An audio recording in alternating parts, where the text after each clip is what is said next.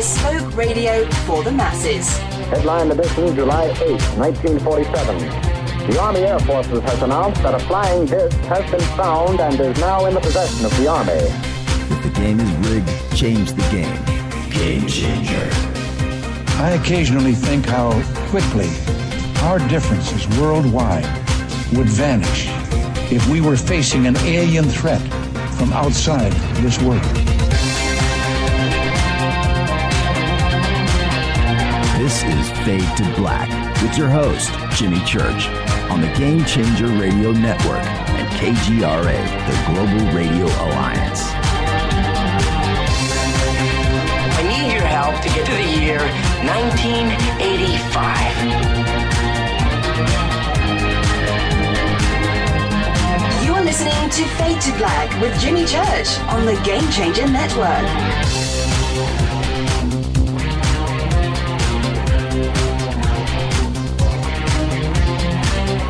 Well. It's Thursday. And this is Fade to Black. Bespoke radio for the masses. Today's Thursday, April 7th. 97 days into the new year, 267 days left. We are live right now from a bunker deep underground in downtown Burbank, California. A wet and rainy Burbank, I might add. It's been raining all day. I'd like to welcome everybody listening all around the world, all across the United States. Hither and thither, to and fro. Back and forth, up and down, east and west, north and south, far and near. This is Fade to Black. For KJCR, the Game Changer Network, and KGRA, the Planet, I am your oh-so-humble host, Jimmy Church. What is cracking, everybody? It's Thursday. That means it's Fader Night. Open lines all night long. This week on the show, we had Scott Walter on Monday. Mike Cleland was in here on Tuesday. Last night, George Norrie and John Greenwald were both here for a doubleheader, double feature. So we can talk about this week's events. The call-in number is 323-825-5045. At the bottom of the hour tonight, Jon Rappoport will be here, and the No More Fake Newsroom. That's right, Rappoport. That's it.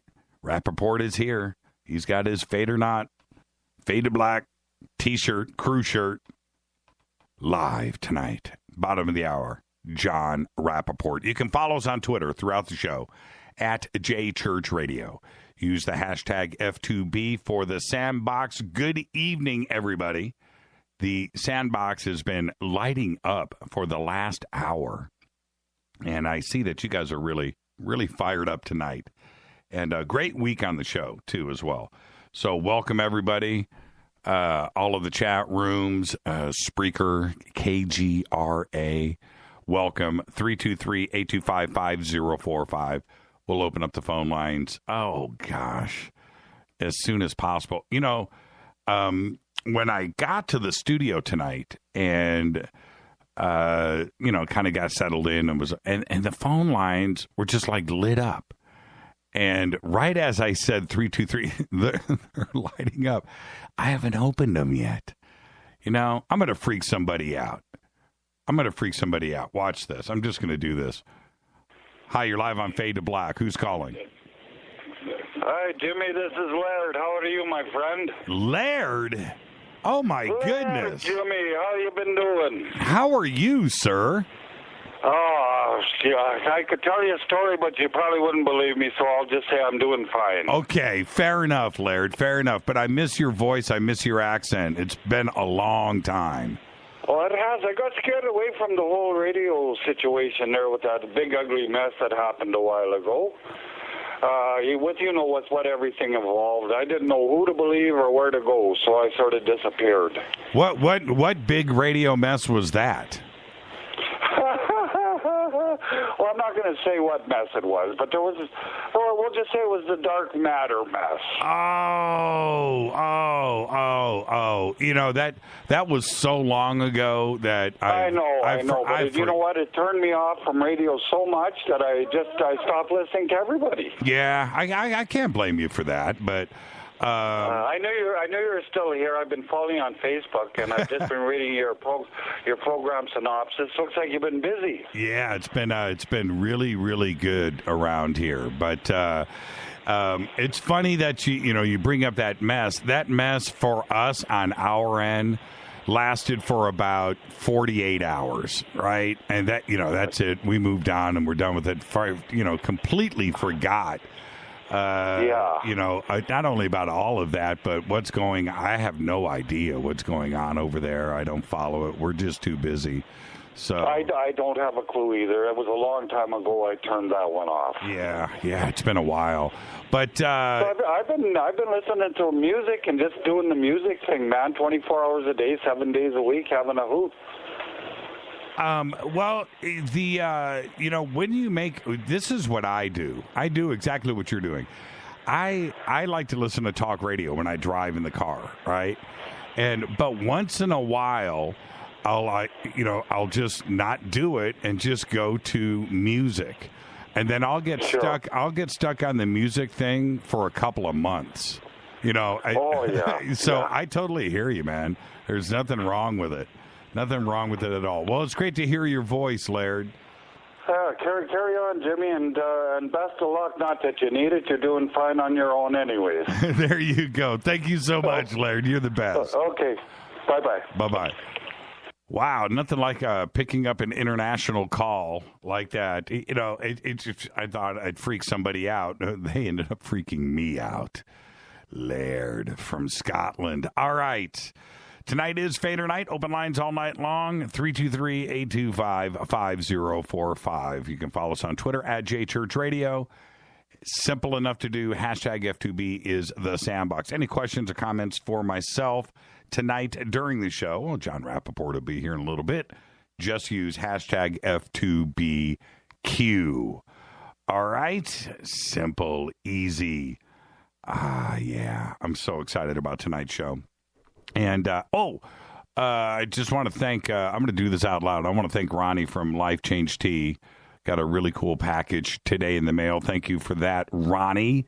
Life Change Tea helps support yourself, your body, your life, change things by supporting the show. Support our sponsors. Go to Life Change Tea, getthetea.com. Right there, Jimmy Church Radio. Click on the banner.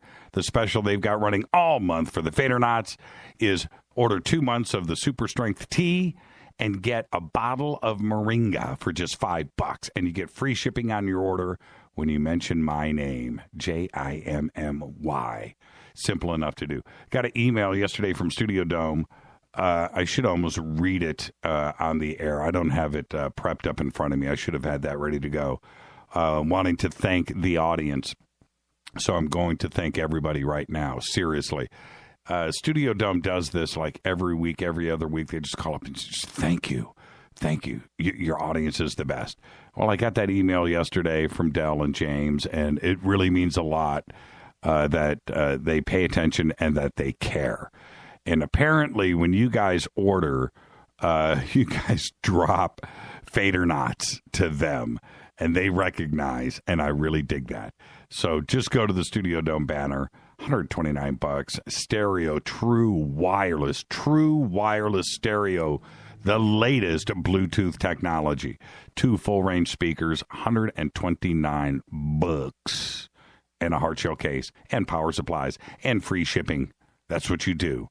The promo code, and it's in the banner if you just can't remember it.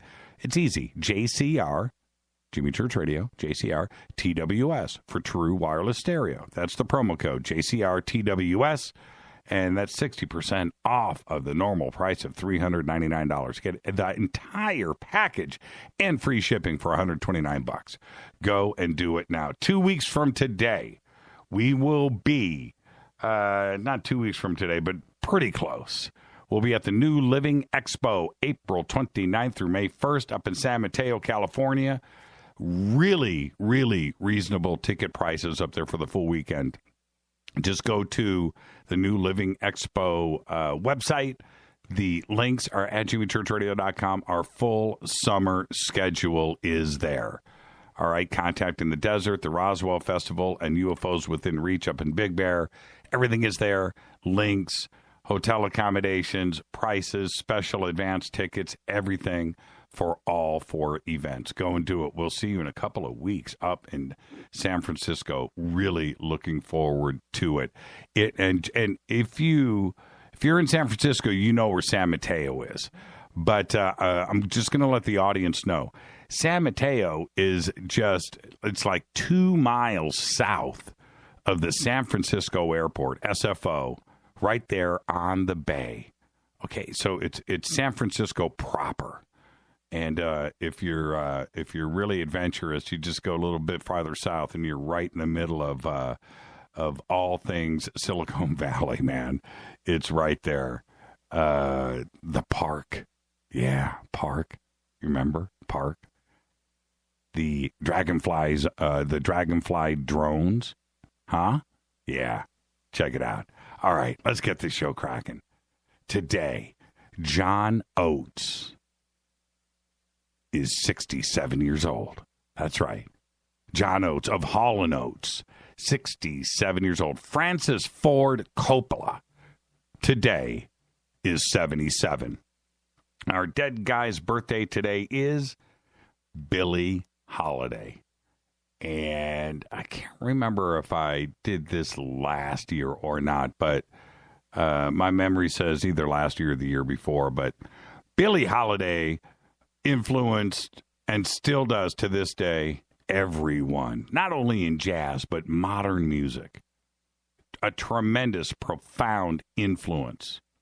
Right now, her vocal style, which was inspired by jazz instrumentalists, it pioneered a way of manipulating phrasing and tempo.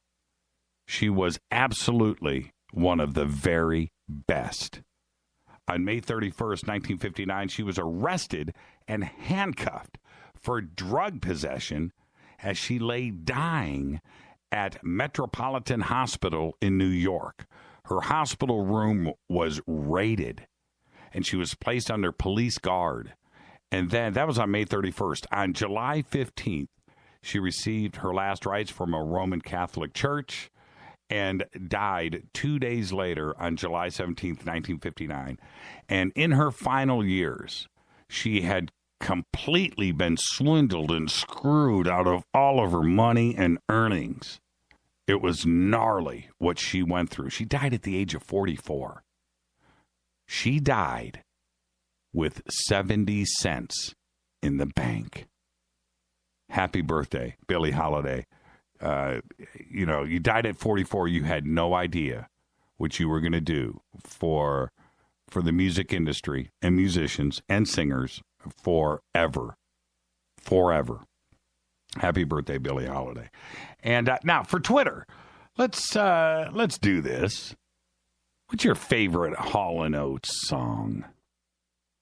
What's your favorite?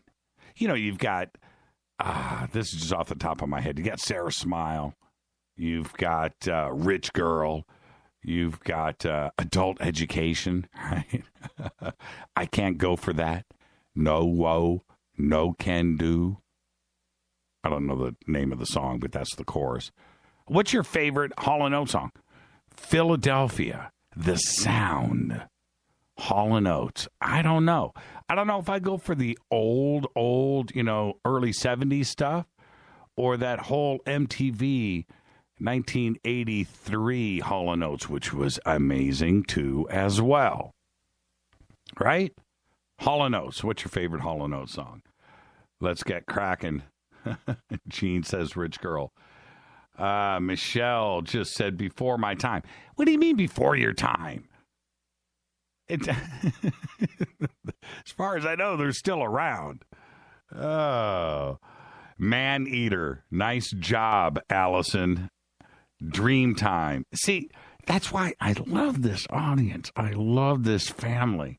You guys get it. Yeah, Sarah Smile. I Can't Go For That from Dennis. I love me some Hall & Oates. I do. I really do. On this day in history, on this day in 1961, John F. Kennedy sends a letter to Congress in which he recommends that the U.S. participate in an international campaign to preserve the temples and historic monuments in the Nile Valley. That really happened.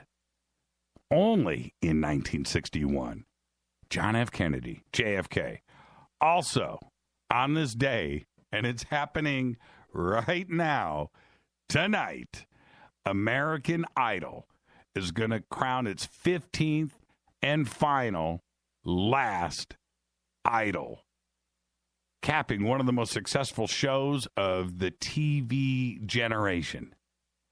Only 15 seasons. Big ones, too. They had a whopping 52 million viewed, what was that, season 9, the finale, or 10 or 11.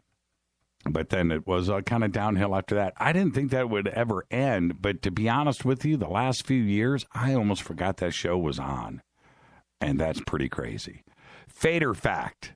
In 1997, 3 men from Yemen tried to sue NASA for invading Mars. Yeah, it's true.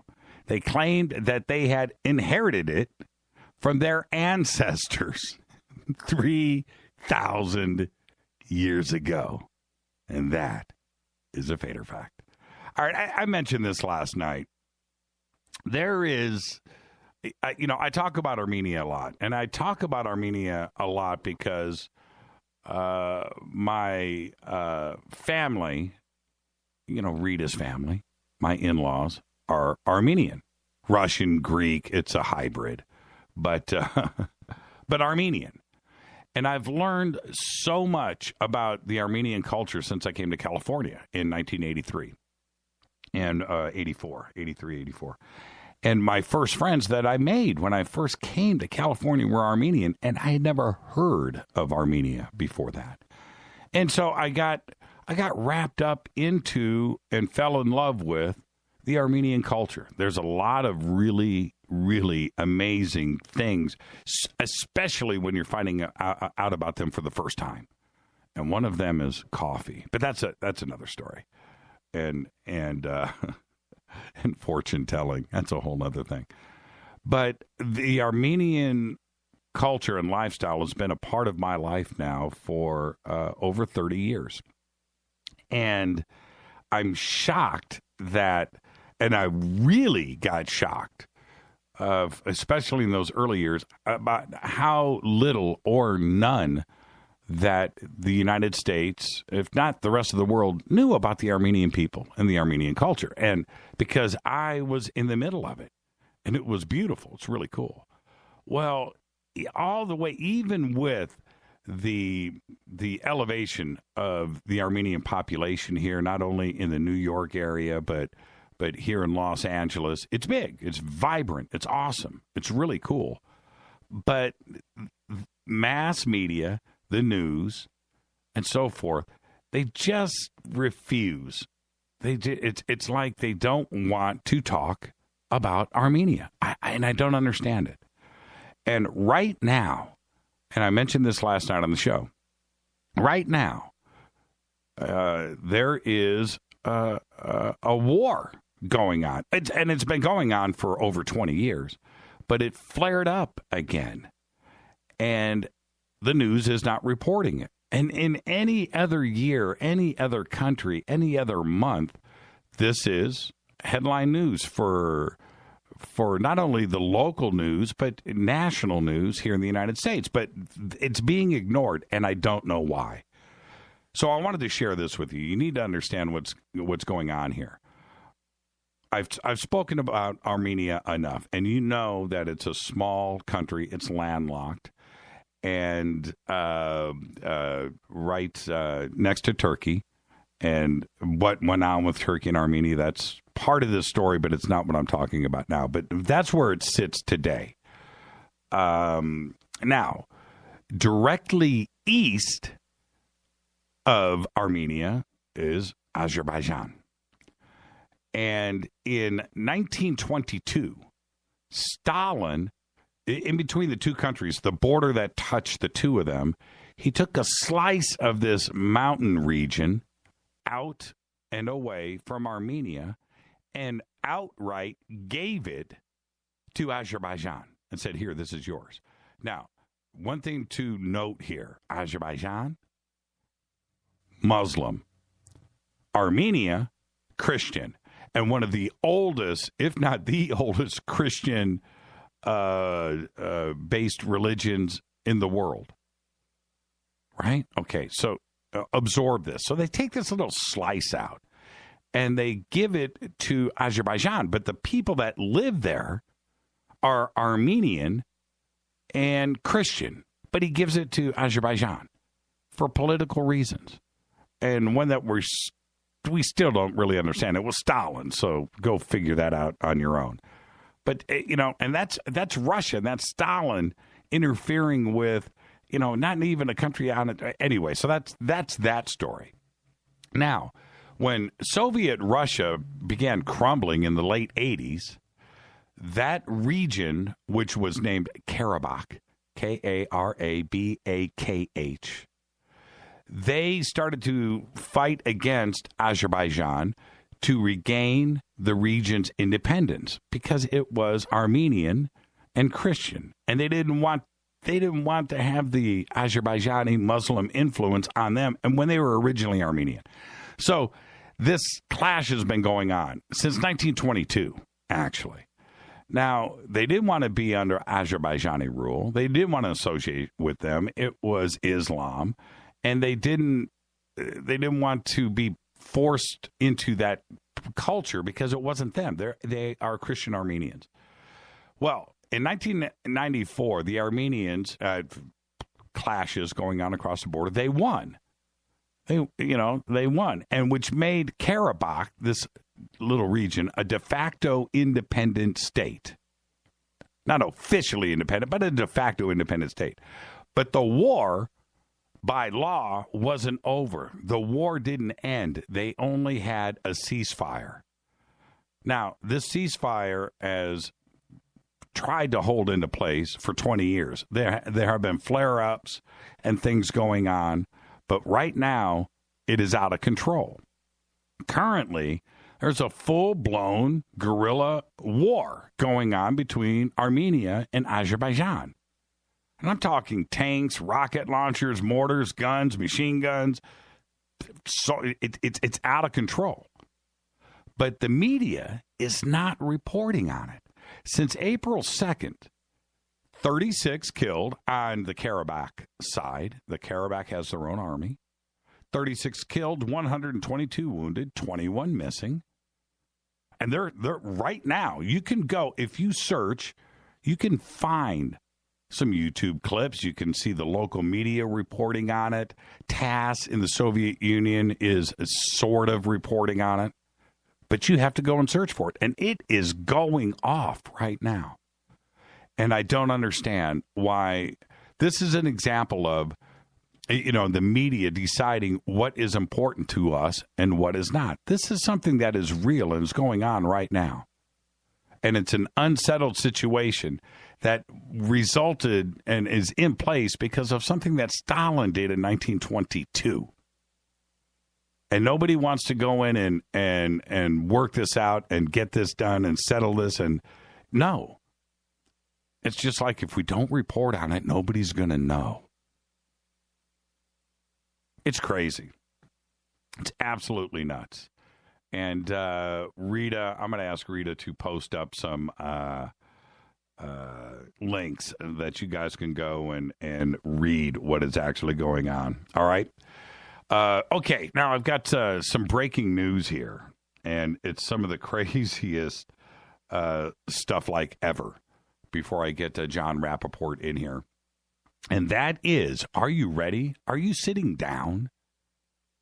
Isaac Newton's Philosopher's Stone recipe has surfaced. The real one. Isaac Newton's recently discovered manuscript in his own handwriting. Mid-17th century Harvard alchemist George Starkey's procedure for producing Sophic mercury, a substance seen as the main ingredient for the Philosopher's Stone, the fabled stone used in alchemy. The document has been in private hands for most of the 20th century, secretly. And now the Chemical Heritage Foundation, a nonprofit based in Philadelphia, has acquired it. I have a picture of it. It's posted up over at Jimmy Church Radio on Facebook. Go and check it out. The recipe is here. How crazy is that? All right, one more quick little tidbit here. This is pretty interesting. And this is something that you probably didn't even know was going on.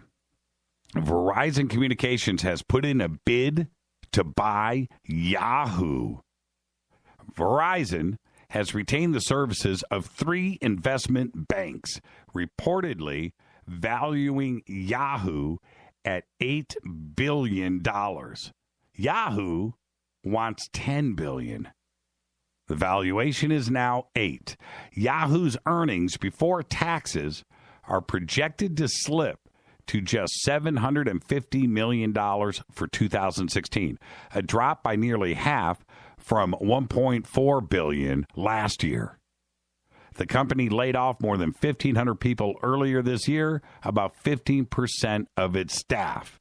And now Yahoo wants to not only sell things off, but somehow attract somebody for $10 billion. Verizon coming in and grabbing Yahoo? I'm puzzled by this. And the reason that I am, and I would love to get a reaction out of everybody right now in Twitter. Do you even go to Yahoo? Is there anything that you use Yahoo for? I haven't been to yahoo.com since 1997. Barely even know that they're there. Love the name. But is there a reason for Yahoo as a web portal, as anything anymore? Is it worth $8 billion? $8 billion. I don't see it. So there you go. Has anybody... Yeah, Yahoo, the chocolate drink. Now we're talking. I'd give up $8 billion for Yahoo chocolate drink. Man, love Yahoo chocolate drink. This is Fade to Black. I'm going to get out of here. I'm your host, Jimmy Church. When I come back, Jon Rappoport will be here. No more fake newsroom. That's right. On the Game Changer Network and KGRA The Planet, this is Fade to Black. It's Thursday, which means Fader Night. 323-825-5045. When I come back, Jon Rappoport. Stay right there.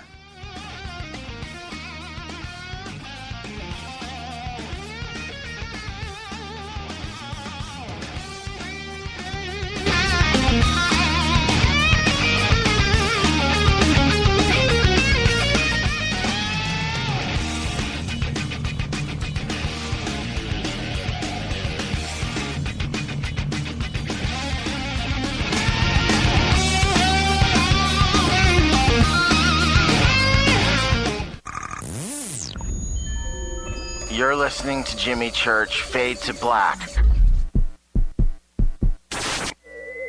Fade to Black will now pause for alien identification. The station that talks the net. KGRA Radio. What's up, revolutionaries? It's me, Jimmy Church. Do you have an IRS or state tax issue? Well, I did, and I called national tax experts. My problems were fixed, done, fini, and man, I gotta tell you, it was a relief. National tax experts are a recognized tax office that services clients in all 50 states. Doesn't matter where you live. Give them a call. I'm telling you, they take the time to understand each and every client's individual financial status as well as their financial goals. And that's exactly what you need, my brother, when you're taking on the evil 3-letter. So, seriously, give them a call today at 1-877-909-5444. Again, 1-877-909-5444. Or go check out their website, www.nattaxexperts.com. That's NATTAXEXPERTS.com. Tell them Jimmy sent you.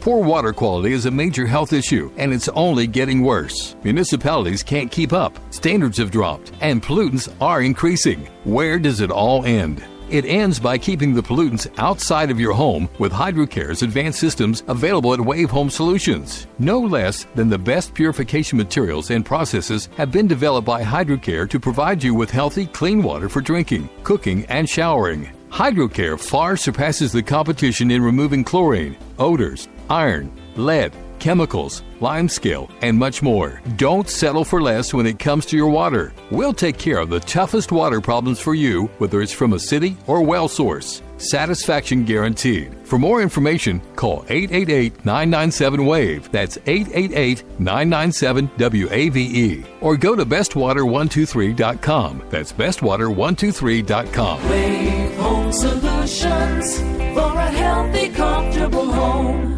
9 out of 10 geneticists agree. Fade to Black is not your father's radio show on the Game Changer Radio Network and KGRA, The Planet.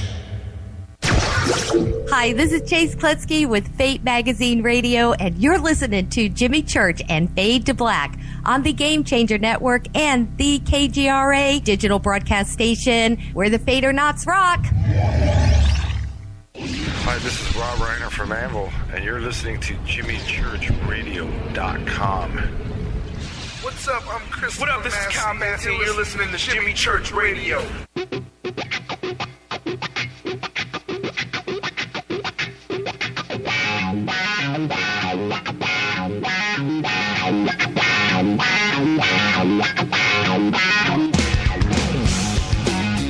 And now, coming to you from the No More Fake Newsroom in deep space, which is the space that we suspect to be true. That the world as it is, fed to us every day by the Ministry of Truth, is a lie. False reality. A movie projected on the screen of your subconscious. This, however, is the breakout. All the screens crash. They all go down, and we see the light of day, a new day. No more robots and no more androids. It's the No More Fake Newsroom with Jon Rappoport. Take it away, John. Thanks, Jimmy. Big stuff tonight, folks. Very big. Let's call it what it is, mind control. In the sense of you have to see this and you can't see that. You've got to see this, you can't see that. So let's begin with DARPA. DARPA, a strange word. Sounds like a turtle burping to me. Defense Advanced Research Projects Agency of the Pentagon. The Pentagon, the Pentagon, the Pentagon. These are the boys and girls that do the wildest research in order to control minds. Many projects, many dollars, and I want to stress one project because it goes to the heart of what these people are all about. It's called the cortical modem. It's a $10 device that they're working with now, and it involves putting proteins into neurons in your brain. Proteins into neurons. Then they shine specific light on these proteins, and guess what happens? You get a visual display.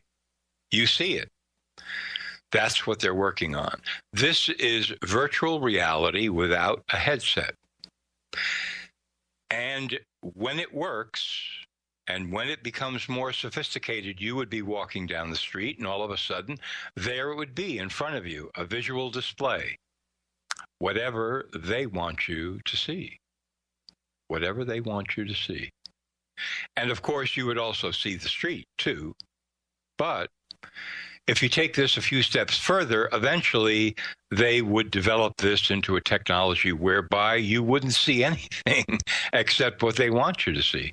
You'd be sitting in your house, relaxing, having breakfast, and all of a sudden the room would disappear, nothing, and there would be a display. And that would be reality because it's piped in externally. You're not moving dials, you're not pushing buttons, you're not pressing keys, you're not doing anything. This is automatic. This is where they're going. The insertion of images directly into the visual cortex, bypassing the normal means of perception. That's mind control par excellence. And of course, it's a continuation of MKUltra, the old CIA mind control program, which never really stopped. I interviewed John Marks, the author of the breakthrough book, Search for the Manchurian Candidate, 1979. John had managed to finagle 10 boxes of financial data from the CIA after many requests for information about their MKUltra program, and they thought it was a joke.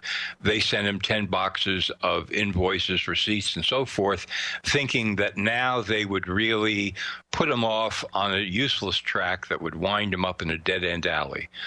But John was a very smart guy, and he poured through these documents and began to construct the programs and the sub-programs of the infamous CIA MKUltra report program that lasted officially from 1952 to 1964.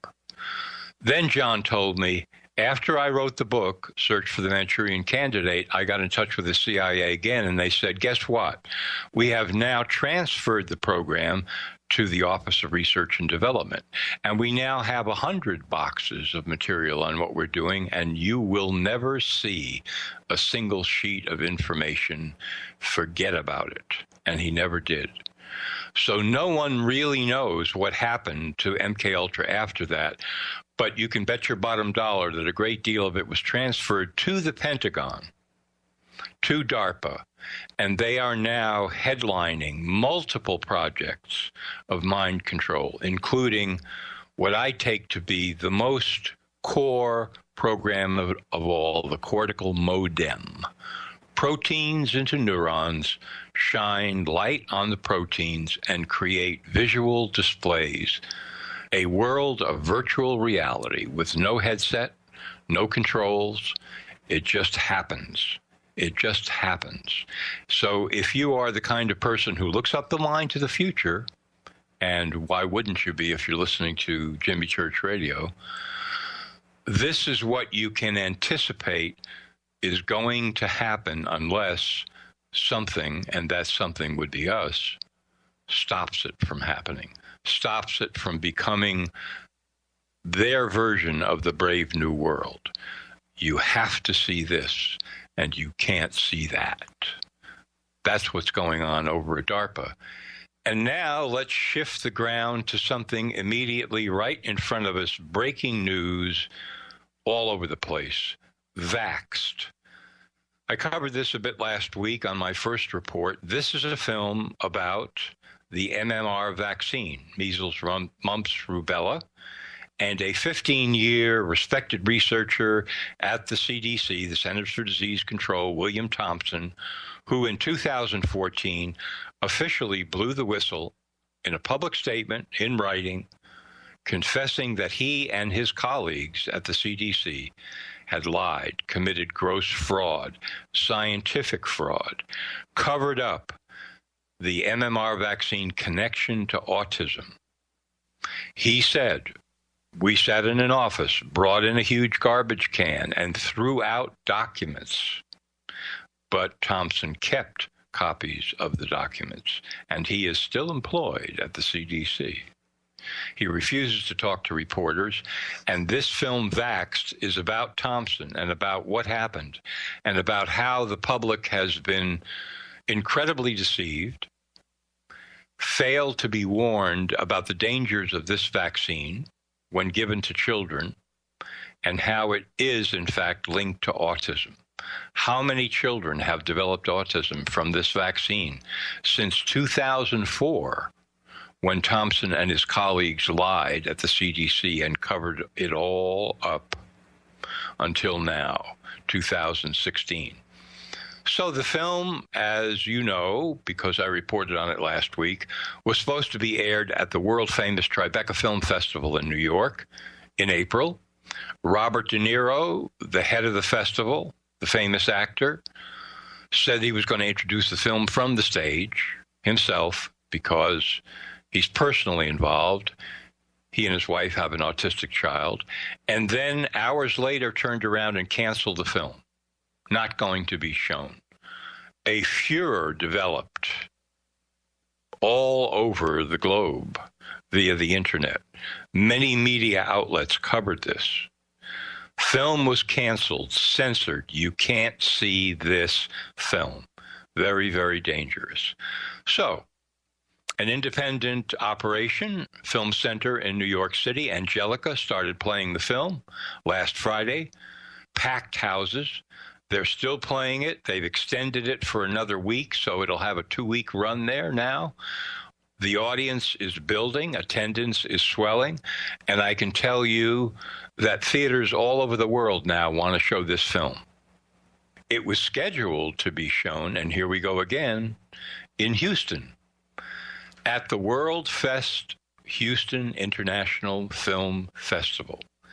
And then suddenly, in the last couple of days, Hunter Todd, the head of that film festival, informed the producers of Vaxxed that the film was going to be shut down. It wouldn't be shown.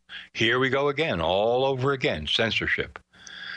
In a letter, Hunter Todd said there was enormous pressure on him from the city government of Houston, threats, and he was going to have to shut down the film. He wasn't going to show it. It was censored, not going to be seen. You can't see this. Sorry, no film. So in the last hour, I have discovered that, in fact, that threat came from no less than the mayor's office in Houston. That's where it all originated. And it had to do, this censorship, with money. Not a big surprise, because the city helps to fund the film festival, the city government. That's, last I heard, taxpayer money. So you folks listening here in Houston, put your ears on sharp, because your money is now being used as a threat. If you boys show the film, no more money from the city government. So the film festival caved. Now, they might turn around and show it. There are rumors, we don't know. But as of right now, it's completely shut down because of the mayor's office. And that's not all. The Village Voice newspaper in New York City, and this is information I've gotten in the last half hour here, accepted an ad package from the producers of Vaxxed, which would include a promotional email that the Village Voice would send out to its film list, to its readers, promoting the film. They did send out that promotional email, and then all of a sudden, the editor of the Village Voice turned around in an unprecedented move, sent out another email saying, in case there's any confusion about this, we do not support the film. Not at all, not at all, not at all, not at all. We are against the whole idea that there could be any sort of connection between the vaccine and autism. Let that be known. Not only that, but then the Village Voice turned around, got in touch with the producers of Vaxxed and said, we're canceling your ad contract. We're not going to run the banner ads that we said we would. That's the end of that. It's all over, boys. No more story, no more ads, no more coverage of the film. The Village Voice is now officially censoring you. If you were to look at this famous newspaper, and I'll be a little bit circumspect about this, but if you would go to the back pages of that newspaper, as you might to a number of free or inexpensive newspapers in major cities, you would find some of the most salacious ads imaginable, classifieds. But showing a film that purports in a very sober manner to lay out a case against the CDC for scientific fraud, malfeasance, lying about a vaccine, a dangerous vaccine linked to autism. No. We can't run an ad about that. We can't run a story about that. We can't support it. We can't even permit you to see it if we can help it. That's the attitude of the Village Voice. So that has been suddenly the news in the last few minutes here. You can't see that. You have to see this, but you can't see that. That is called media mind control. And from personal experience, I can tell you, because I've been a reporter for 30 years, that I've talked to many mainstream reporters about this issue of vaccines, off the record. Not just off the record, but off the record, sitting in conversations. So what's your attitude? What's the attitude of your newspaper or your media outlet about vaccines? And to a person, they look at me, that's not something that we want to talk about. That's not something that we want to get into. Well, we're just having a conversation. It's off the record. Say anything you want. I'm not going to report it. And with some finagling and so forth, what's the result of that? They say, look, this is the anti-Holy Grail. This we must not cover in any negative way whatsoever. So, well, you cover exposing the CIA, you cover exposing government officials in massive corruption. You cover all sorts of stories. Why can't you cover this? Because it's medical. What do you mean? Well, of course, you know that we've got huge pharmaceutical advertising behind us, and they would read us the Riot Act. In fact, I can tell you for a fact that once the LA Times ran a story critical of a vaccine maker, and the next day, executives from that company marched into the offices of the Times, into an editor's office, and read him the Riot Act. I have that on a good source. But that's just the beginning of the story. It's a total shutdown, especially on vaccines.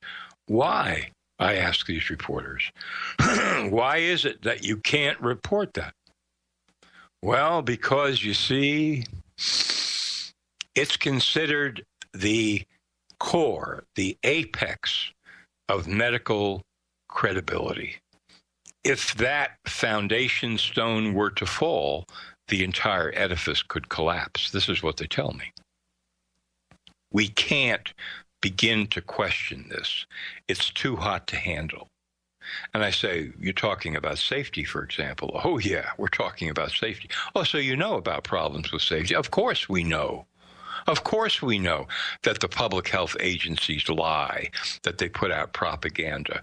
We write that propaganda for them, and we publish it every day.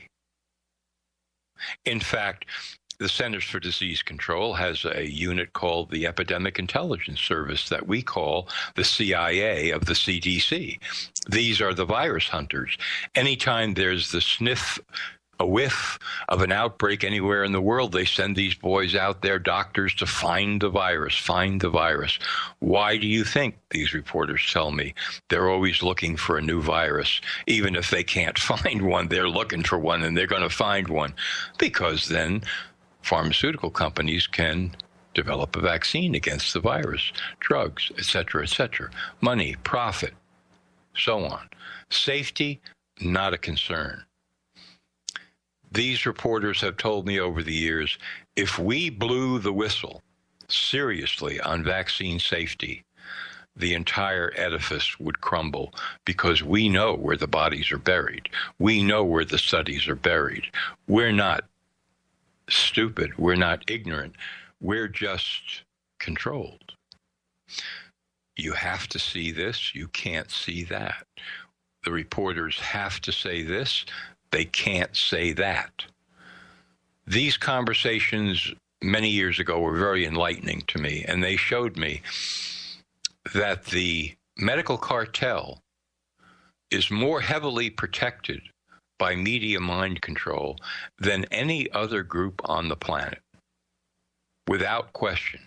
Exposés can be written about everybody, but that kind of expose and a follow-up and another follow-up developing into a Watergate kind of scandal, never going to happen.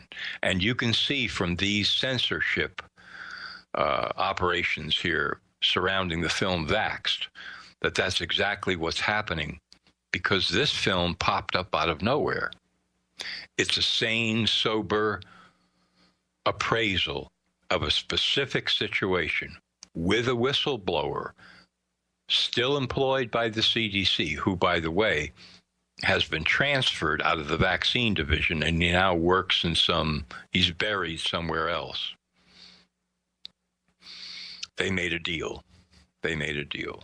John, let me jump in here, because listening to this, first off, I'm outraged. You know, all you can do as an American and hear something about this and hear that word, you know, censorship come into play, all you do is just get angry. But it's okay if it's a private situation. I mean, when I say private, you have the right to play or not play whatever you want. I get that if it's a private situation. But once the mayor's office gets involved and taxpayer money gets involved, aren't we dealing with some type of constitutionality and censorship? And doesn't that come into play, and legalities come into play here? I mean, how can that be avoided? I can see a lawsuit very easily on exactly the grounds that you're talking about, Jimmy. I mean, it's obvious. How can a city government threaten a film festival? You can't. Which, by the way, brings in all kinds of tourism and money and so forth, based on taxpayer money. You show the film, we cut off your money. Are you kidding? Yeah. This is a lawsuit in the making if somebody wants to file it. You bet. Totally unconstitutional. And why isn't, I mean, we are, Fade to Black is, we're talking about this. And I know over on your website, you're, reporting on this at nomorefakenews.com, which everybody should go and that should be your first stop every morning when you wake up is to go there. But why isn't there some intrepid reporter out there covering this? This would be a career-breaking story, I would think, for somebody. Yes, it would. Absolutely. And I mean, Houston, it's a big city with a big newspaper, and that would be the ideal place to cover it.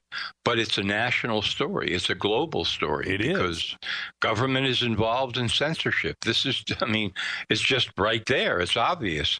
I've got the letter from Hunter Todd, the head of that film festival in Houston, saying, serious threats, heavy pressure from city government. We just have to shut down the film. I mean, he's just being out front when he's writing the producers of the film, Vaxxed. He's saying, look, boys, can't do it. I'm shutting it down. So there is the end of that in Houston. And as far as, a private operation, you could say, well, Tribeca Film Festival has the right not to show a film. Of course they do. Of course they do. But the turnaround was explosive. One day you've got Robert De Niro, one of the most famous actors of the last 30 years, saying, I will introduce this film from the stage. I think it's important. And then all of a sudden, in a matter of hours, he says, oh, the film has been canceled.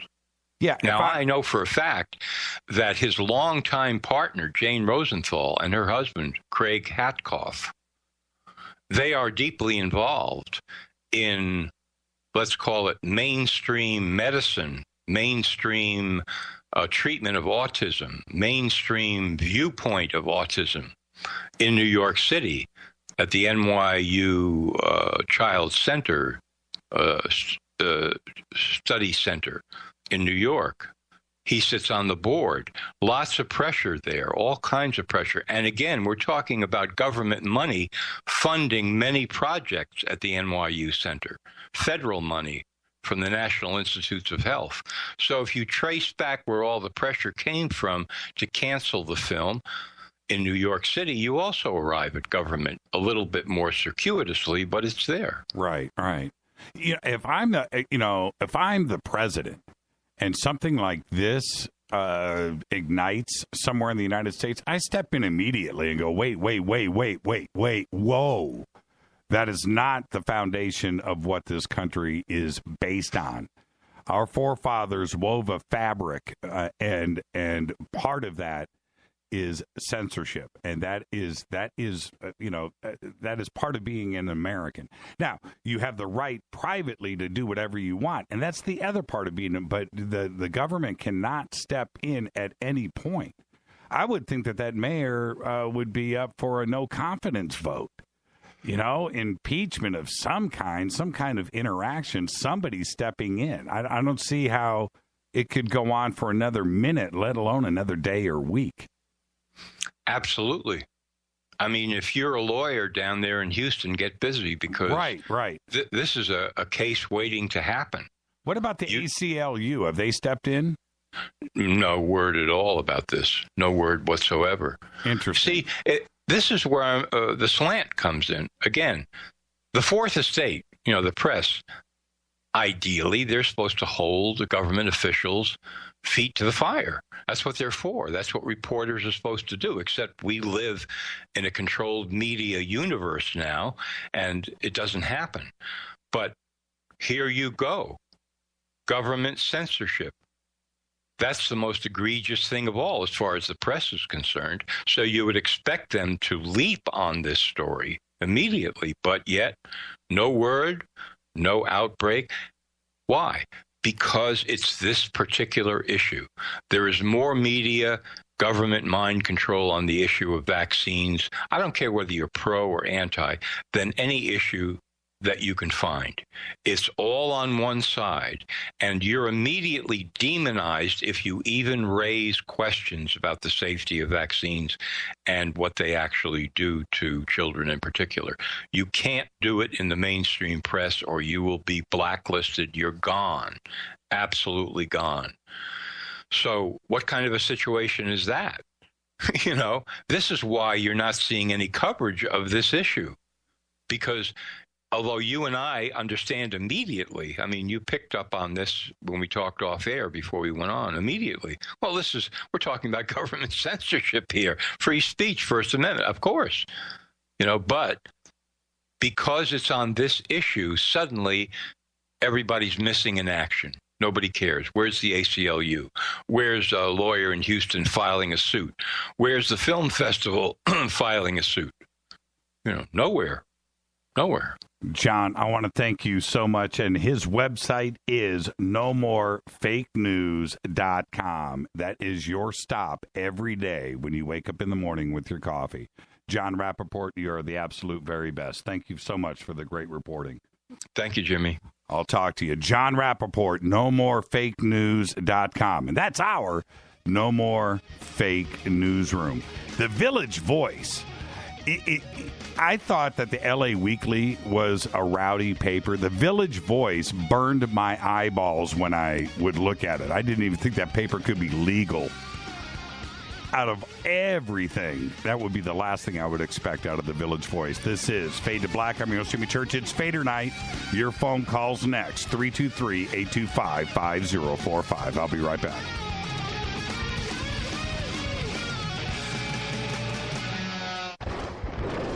This is Fade to Black with Jimmy Church on the Game Changer Radio Network and KGRA, the Global Radio Alliance. The station that talks the net. KGRA Radio. Hello, I'm Katie, and you're listening to my main man, Jimmy Church, on jimmychurchradio.com. Hi, this is Ray Saltz here, repping the planet, and you're listening to my good friend, Jimmy Church, Fade to Black, on the Game Changer Network and the KGRA digital broadcast station. Hey folks, Life Change Tea here, reminding you that colds and flus suck. Feeling lousy sucks, and allergies really can be annoying. What if you could change that? What if you could drink something that changed the sick and tired scenario? Well, you can change how you feel with a little help from Life Change Tea. Life Change Tea is a drink you make, you control, and you drink. There are 8 organic herbs that blend together and give you what you need to fight the flus and colds of this world. Less sickness is more relief. Life Change Tea can help with high blood pressure, constipation, high cholesterol, and much, much more just by drinking the tea. Read the numerous testimonies at getthetea.com. If you're tired of feeling lousy, order right now at getthetea.com. That's getthetea.com. Or you can call us at 928-308-0408. That's 928-308-0408. If you've heard this commercial more than once and someone's trying to tell you something, it's time to get well. GetTheTea.com. Imagine no longer being tied down to your computer, but having the freedom to take live talk radio with you anywhere you go. TalkStream Live introduces our first ever iPhone application. The talk shows you follow now follow you. And your iPhone is now the fastest and easiest way to stay connected to the best talk radio on the internet. Let TalkStream Live transform the way you listen to radio. Listen to live talk shows 24 hours a day, 7 days a week. Mobile talk radio from TalkStream Live. Now available in the iTunes App Store. This is Toby Kebbell. You're listening to JimmyChurchRadio.com. Don't hurt me, Jimmy. I'm only little. Hey, I'm Adrian Grenier. And this is Ari Gold. We're the Honey Brothers. Yes.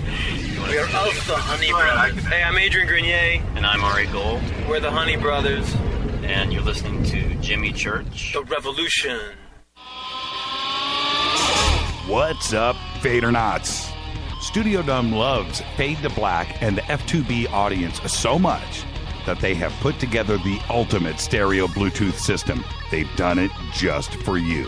Man, check this out. The Studio Dome SBB2 stereo system is here. It's featuring 2 Studio Boombox 2 SBB2 wireless Bluetooth speakers, packed in its own custom hardshell case. This Studio Dome system features the very latest in stereo Bluetooth technology. The 2 full-range boomboxes are in true wireless stereo. You've got to hear this. It's amazing. It's just $129 and use the promo code JCRTWS and you'll also get free shipping. It's simple. Just go to JimmyChurchRadio.com, click on the Studio Dome banner. Go Beckley Tepe. This is Micah Hanks of the Gralien Report, and you're listening to Jimmy Church on Fade to Black, across the globe on the Game Changer Radio Network and the one and only KGRA Radio, The Planet.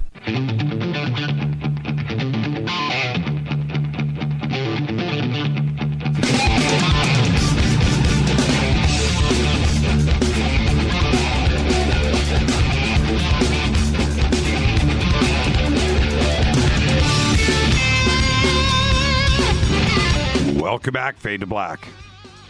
I'm your host, Jimmy Church. Tonight is Fader Night. It's Thursday, best night of the week. Phone lines are open, 323-825-5045. Open lines all night long. Let's go to the phones. Hi, you're live on Fade to Black. Who's calling? You're live. Jimmy? You're live. Hello? Yes, you're live. Jimmy, this is Nancy. I'm calling from upstate New York. How are you, Nancy? I'm shaking like a leaf. Okay, for about the 2 hours before I started listening, I was watching a lecture by Kathy O'Brien. Is anybody familiar with her? Yes, of course. Oh, God. Okay, it's very important, especially in this presidential race, some of the things and the people that she talked about. Okay, second, John talking just got me going crazy. I'm a registered nurse. I'm retired. Okay, I was researching vaccines for a long time. For 10 years, I was a elementary school nurse. And I saw they wanted more and more immunizations for the kids, and I was against it. And besides that, all the psychotropics they were giving them. I left that job. I took a job for 10 years in a psychiatric ward. There, oh goodness, I'm shaking like a leaf. Okay, I left that job because I ended up feeling like a prostitute for the pharmaceutical industry. It seemed like most of the medications that they used on the people were not cleared, as far as I'm concerned. I mean, they would come out with a new drug all the time, and oh dear, I've got so much to say. But then the whole thing about the vaccines also. After 9/11, there was a big to-do about, possible pandemics. So we had training for that. And I just didn't see it because it takes, once you find out what organism you're dealing with, it's going to take at least 6 months to develop it. And I never took any flu vaccines or anything like that. I trust that our Maker made us with the wherewithal to fend off disease. We have an immune system. Our bodies are meant to heal. I've got a binder just full of information that I was researching about vaccines and how they're made and, all the components of them. When Ebola scare was out, I happened to check about, I put in search for the Ebola patent. Well, it came up with Ebola, an article about Ebola, and it seems that the NIH and the CDC and Bill Gates have the patents on any vaccines for Ebola. I mean, it's just... Yeah, hey, Nancy, have you been to Rappaport's website, No More Fake News? No, I haven't. I mean, I've been listening to him the past little while. I'm computer illiterate, I must say. I keep looking at the, Twitter feed and all this kind of stuff. I don't know how to do any of that. Well, that's okay. That's okay. But if you go to his website and you can click on our website and go to his and find it. But he's got lots and lots of reporting, very comprehensive information there about all of this that you were talking about, especially about Ebola and the money trail, not only with the vaccines, but the developments of those and the companies behind them. I've got so much information that's why my head's exploding. Right. But working with little kids and seeing the addition of vaccines, we didn't have to take those when we were little, and we would get these diseases, and our parents, our mothers would know how to take care of us, our grandmas, Well, yeah, I mean, I hear you there, but there's one other thing, and thank you for the phone call, Nancy, and I really appreciate it. And but let me say this. I wish I was clearer. I'm sorry. It's okay. That's okay. That's what this show is about, all right? So take a deep breath, have some fun. But it is this. I remember, getting vaccinated in school when I was 5 years old, 6 years old, 7 years old. It seemed like it was like this. Every single year, you had to go and get in line and get, 2, 3, 4 shots in the arm. And nobody ever really questioned about, it was, shots day. Here we go. Let's go get our shots. And I think about that now, and it was just crazy. It seemed very unregulated. I don't think our parents ever knew or ever questioned anything. It's a bizarre thing that we went through here in the States. Now, I don't know how old you are, but I'm speaking about the 1960s. I'm 65. Well, you're older than I am, so yes, I am. I figured that. Yeah, not by much though. Okay, Nancy. But I like music too. Yeah, cool. But so I remember all of that, and I'm glad that we have the internet. We have guys like Jon Rappoport and the ability to get this information out there. I'm totally freaked out on it. Now, I am freaked out too, and I appreciate you and the way you handle things. And I wanted to say something nice. Like, I didn't know whether to call you Professor or Reverend. Nancy, thank you for the phone call. Listen, write Rita right now. Go to our website. Go to the contact page. Write Rita. I've got your phone number right here, and we'll put something. We'll put something in the mail to you. All first-time callers get something. Thank you so much. Thank you. Have a great night. Thank you, Nancy. All right. Bye-bye. Hi, you're live on Fade to Black. Oh, turn me down. Yes. Are there, Jimmy? Hi, who's this?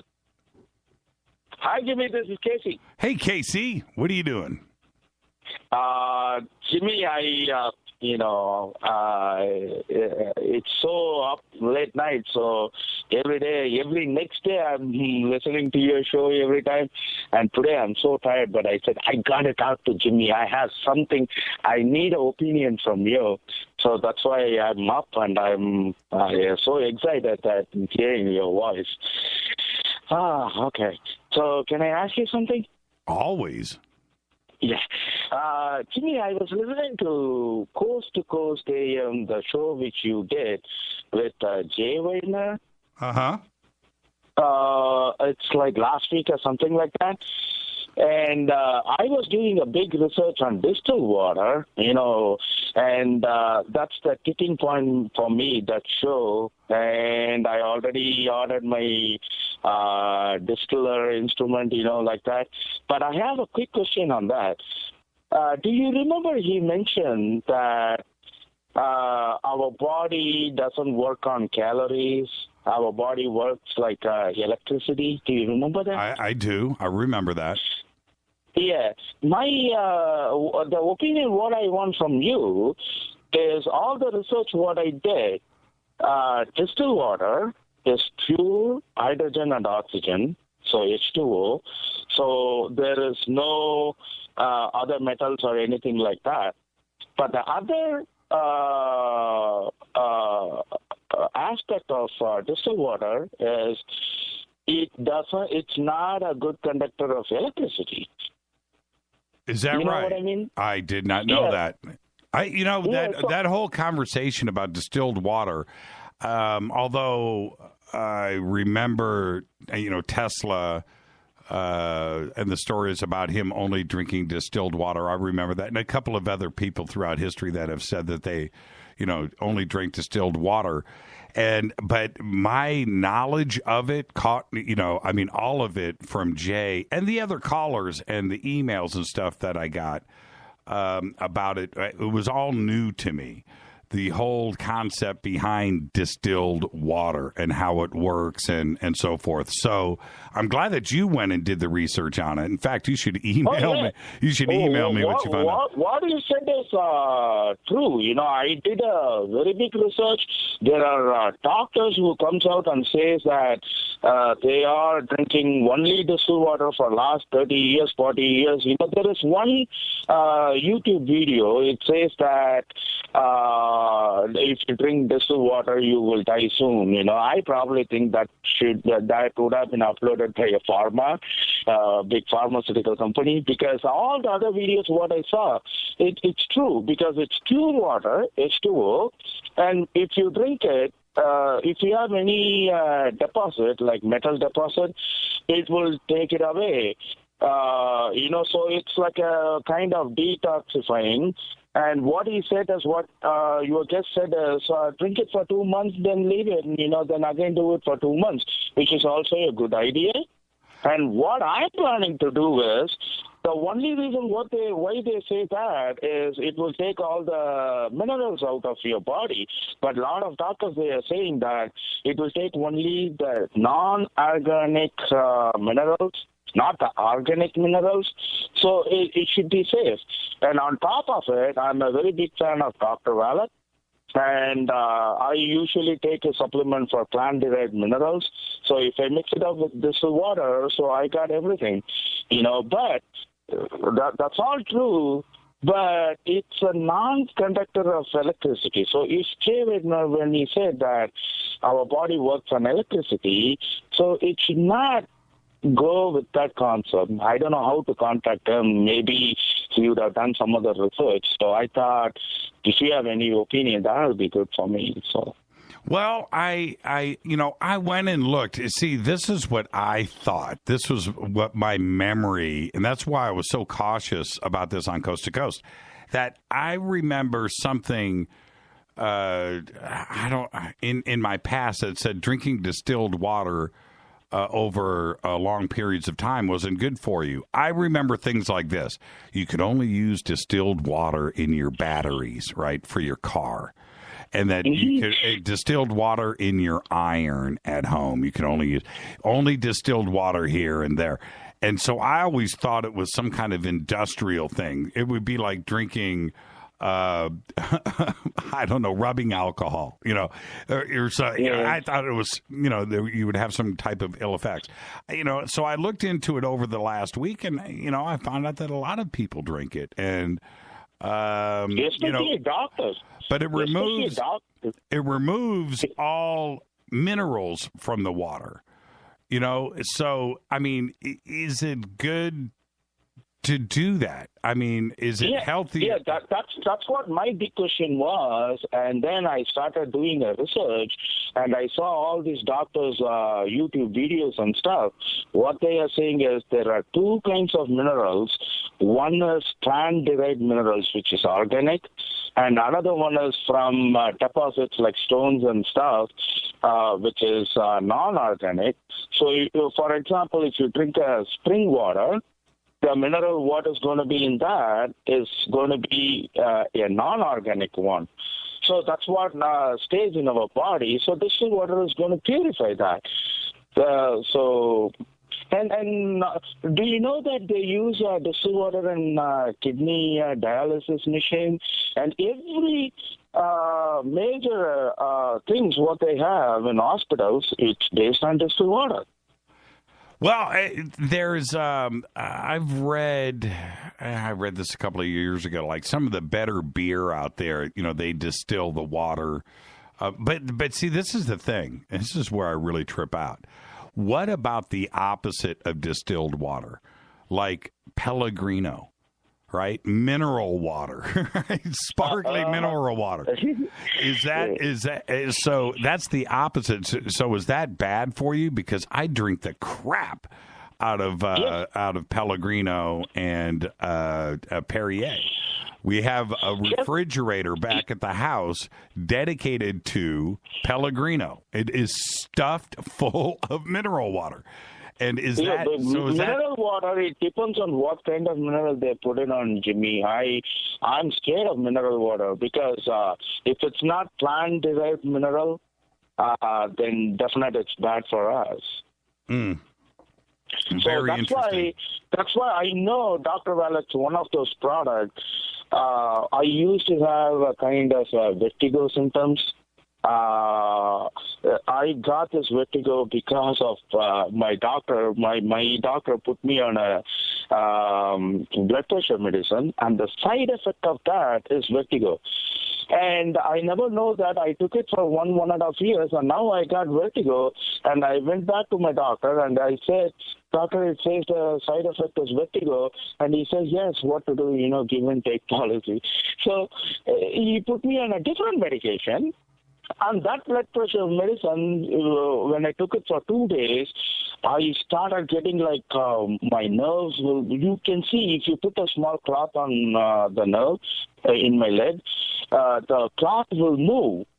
That's how much the palpitation was. Then I went back to them, and he took me out of that medicine, and he put me on the third one. I got so scared. So when I went to Dr. Vallet's site, and this is a product which I bought, plant-derived minerals, and that took my vertigo out. And that's the kind of minerals what we need. So if we take distilled water, so definitely my supplement what I'm taking now, that will compensate that. That's what my thing is. But I'm pretty sure about distilled water. I'm going to do it anyway. The only thing is, well, what are you going to do, KC? What are you making plans to make up for the minerals that you're not going to get out of the water? Yes. Okay. All right. Yeah. I'm not a doctor.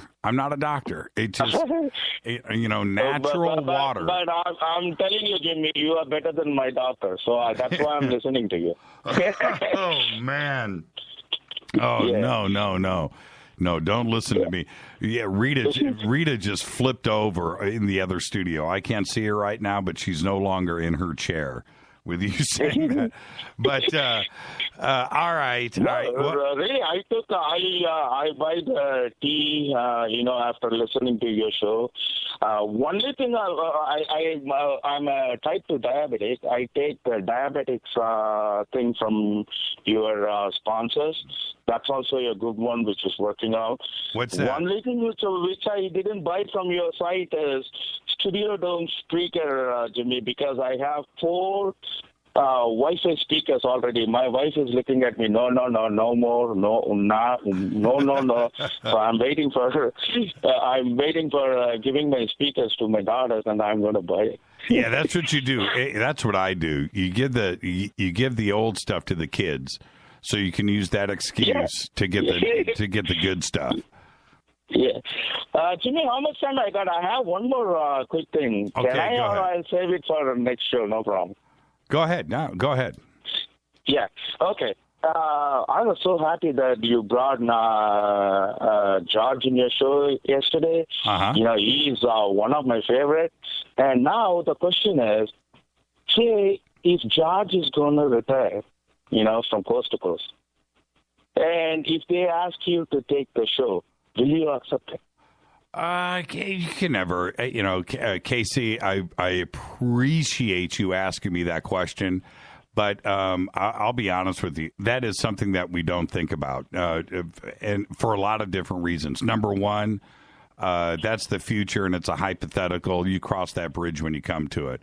Number two, George is somebody that's been there for 13 years. He's got a fresh, brand new contract. He's, it's his show. Whatever happens, happens. I'm just there to be a team player and to have a good time.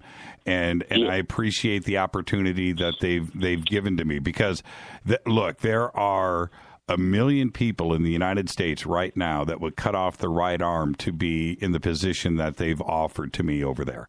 And I am very respectful of that. Yeah. That is, there's only a handful of people in the world that do what we do. And so with that, you just take things one day at a time. George does not take time off. He doesn't vacation. He doesn't do anything. All he does is work really, really hard over at Coast. And that's it. So if he ever comes to the point of wanting to not renew his contract or maybe go see the world and go do his thing, well, then we'll explore that stuff at that time. But right now, I'm just having a good time going over. Yeah, but can I give you my opinion? Sure, Casey. I think if you get an offer like that, Jimmy, I think you should take it, because I love your show.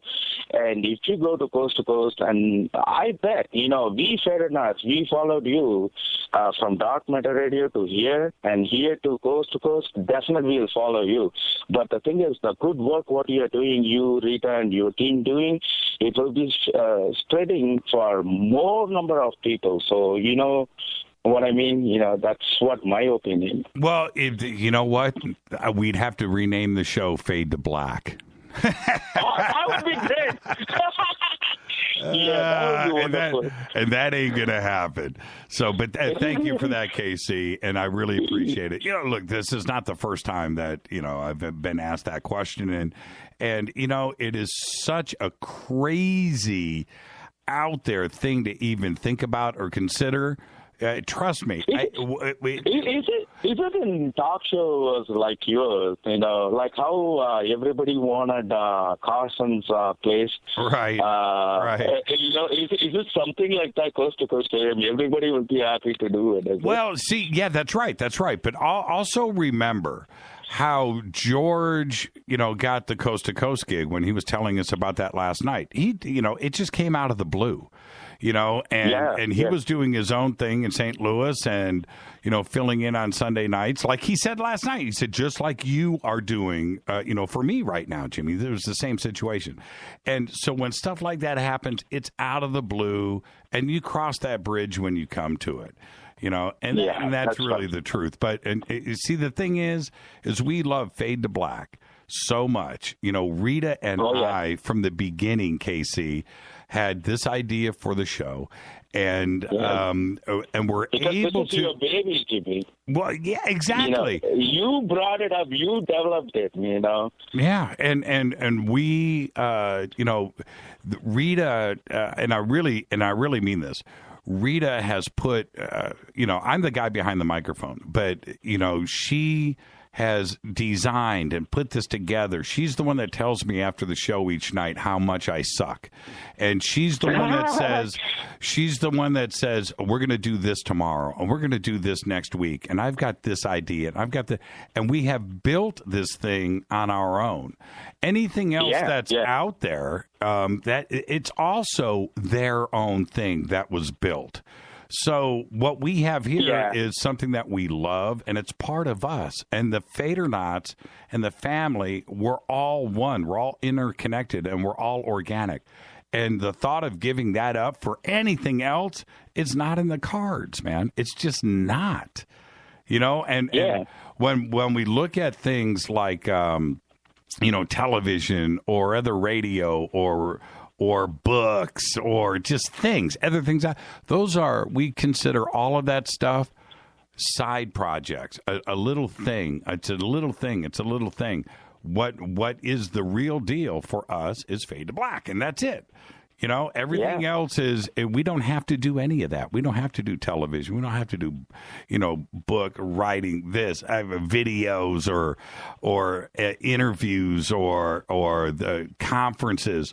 All of that stuff is just little things that we do along the way. But if any of that stuff interrupts with Fade to Black, we say no. You know, Fade to Black is it, and that goes with any other consideration. I can understand that, Jimmy. This is like your baby. You know, you did it from scratch. You know, and you know, I'm telling you, mark my word. You know, Fade to Black, our show is going to be bigger than Coast to Coast AM. It took 13, 15 years for them, but it'll be less than that for us because I know, you know, you are doing a great job. Well, you see, the beauty is that the two shows coexist.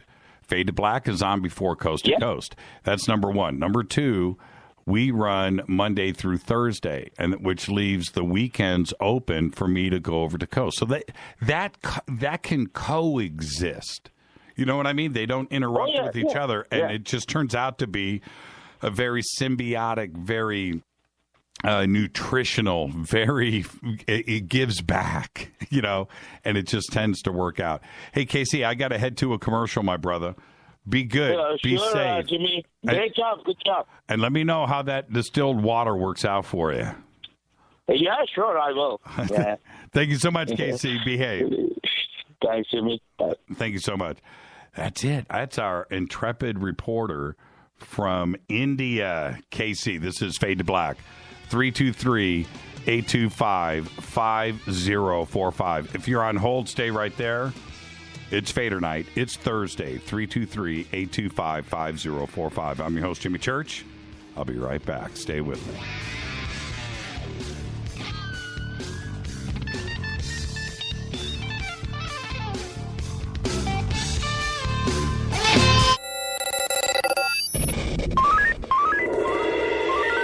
Way out here, we listen to Jimmy Church. You're listening to Fade to Black. Always on the edge of the hottest alternative talk. Jimmy Church with Fade to Black. KGRARadio.com.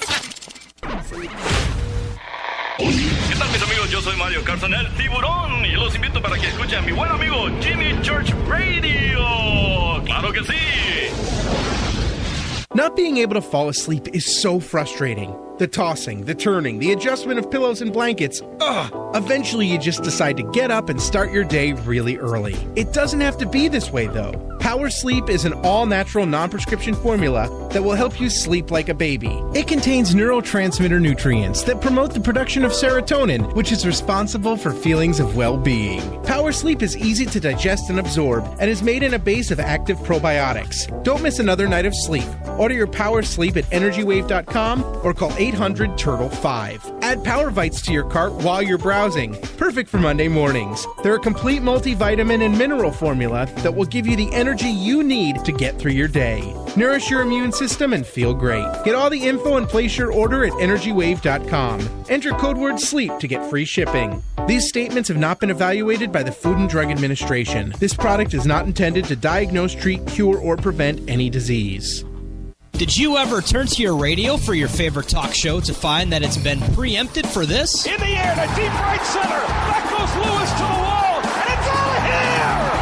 Or this? And I'm ashamed of you, Hillary, for voting for it. Do you have a favorite talk radio program that's not available in your city? Just go to TalkStreamLive.com for links to the best streaming talk radio shows. At TalkStream Live, you will find live talk shows 24 hours a day, 7 days a week. All your favorites are here. With such a large selection, you will also discover some new favorites. On the go and still want to listen? With the mobile smartphone, simply type TalkStream Live on your internet browser. Now you can take internet radio with you. You will also find hundreds of music, news, and sports streams. Best of all, the TalkStream Live directory is free and there's never a login required.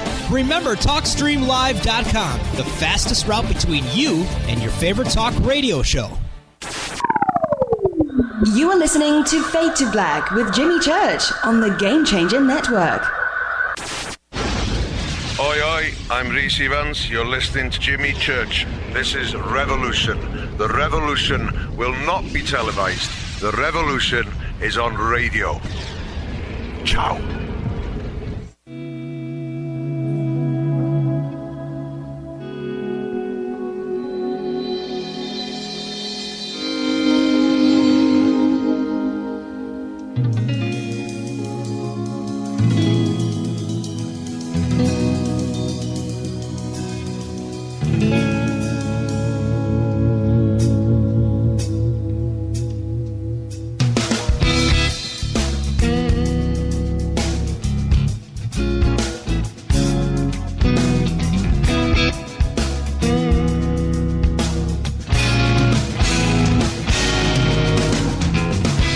Welcome back to Faded Black. I'm your host, Jimmy Church. It's Thursday night. It is Fader night. If you are on hold, stay right there. I'll get to everybody. 323-825-5045. Open lines all night long. I'm your host, Jimmy Church. Follow me on Twitter at JChurchRadio. Hashtag F2B is the sandbox. Go back to the phones. Hi, you're live on Fade to Black. Dr. Church. Yes. Boy, Josh from Texas. Hey, Josh, what's cracking? Hey, man. I was going to tell you something since about the subject on there. I was involved in a wreck, a couple years back, and had a piece of the motor come out. I was in a little truck, and it pierced me, and it got me like in the liver, right? Anyway, it's almost 5 years ago, and I had to go to the hospital because my spleen got about twice, a little over twice the size and everything like that. So anyway, they wanted to do a biopsy and all this, right? And I don't do the flu shots, right? And they're like saying, well, before we can do this, you'll have to go and get a flu shot. And I'm like, I don't really believe in doing flu shots. I just heard a lot of bad things about it. And it's kind of like they won't proceed with the biopsy unless I, had this shot. And I'm kind of in a dilemma. I mean, I really don't. I mean, I need to get that done, but you know, it's like. Yeah, you know, I mean, I hear you. What I would do is I would find out what kind of flu shot it is, and go check it out online, and talk to your personal doctor too as well, and see if if there's a way that your doctor can intervene and go, man, he cannot take that shot. But he still gets his biopsy. I'm not a doctor. I'm not a lawyer. I'm not. I know, man. I totally hear your concern, Josh. That's interesting. Just I'm just wondering if your insurance is going to block you if you don't take that shot. Yeah, that's strange. Yeah. Hey. So I guess I'm probably going to end up having to do it. And, maybe grow horns or something. That'd be cool. Yeah. I don't know. I had. It's been a while because I had been in the hospital and stuff, and I had talked to you a while back about some Kennedy photos, and I had sent. After we spoke, you sent them to Jim Mars. I sent them to Rita. Okay. I sent one of them on there, and then I have several others that photos, that were just one of them is like the last prayer, and it's about I'd say probably about an hour and 15 minutes before the assassination, and. Did you send them to Josh? Really quick, I've got 10 calls here backed up here, so I got to get to these calls. Did you send them to Jim Mars? I don't have his email address. Okay, send them to me. Send them to Rita, and we'll send them to Jim Mars for you. Okay. Okay. Do I send them to Rita's email address? Yeah. Just send them. Yeah, either one. You've got mine, Jimmy at jimmychurchradio.com. Send them to me, and I'll forward them to Jim Mars for you. Good deal. Thank you, sir. Have a great night. Bye. Josh from Texas. Hi, you're live on Fade to Black. Ooh. Hey, Jimmy, this is Brian from Oklahoma. Hey, Brian, how are you?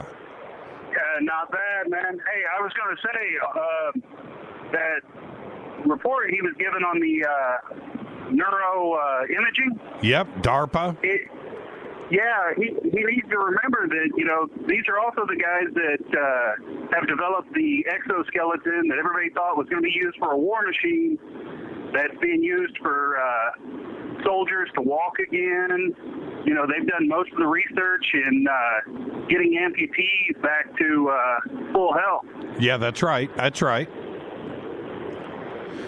just, need to see both sides of that story. Yeah, there is, and I agree with you there. Any war veteran that comes back and has lost his sight, and could this be something to allow them to get their vision back? That's a possibility. I mean, I see that side of things, and there's a medical side to it too. I mean, DARPA has been working on this neuro connection and being able to download consciousness and artificial reality and stuff for quite a long time. A big chunk of their funding right now is just focused on that interface between brain and computer.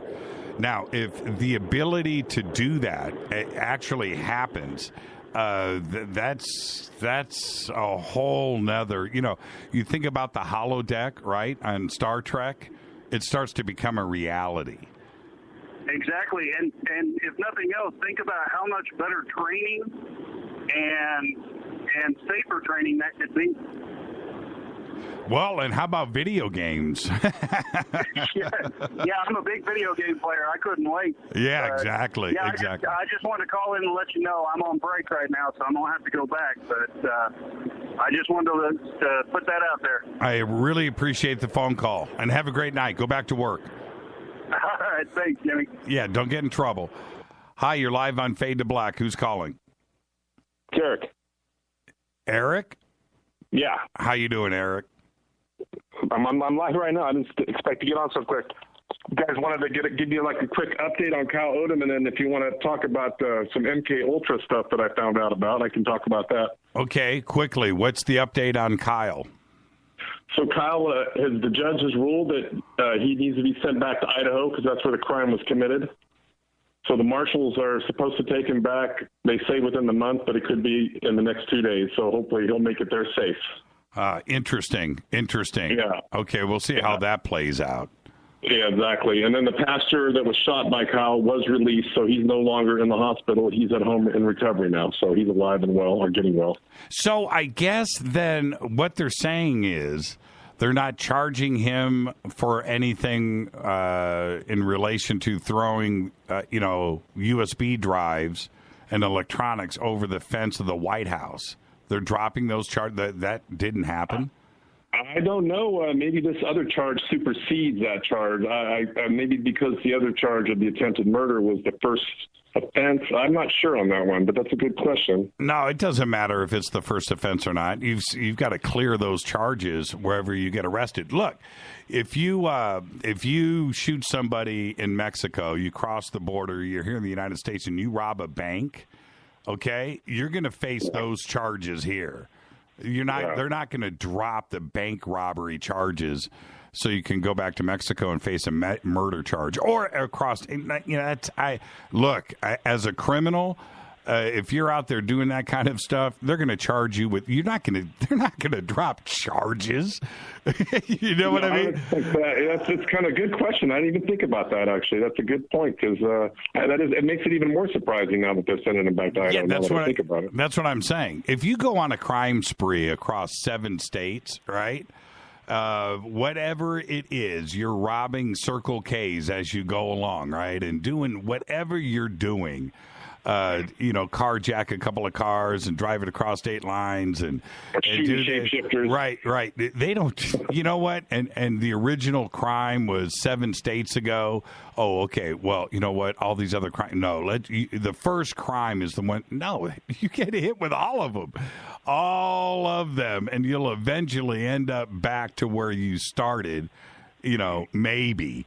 But that's the way it plays out. Here's the political angle. It could be that Washington, D.C. doesn't want the publicity of all that going on right now during an election year, so they're going to put him over in Idaho and keep an eye on him probably, and probably keep him either in some facility.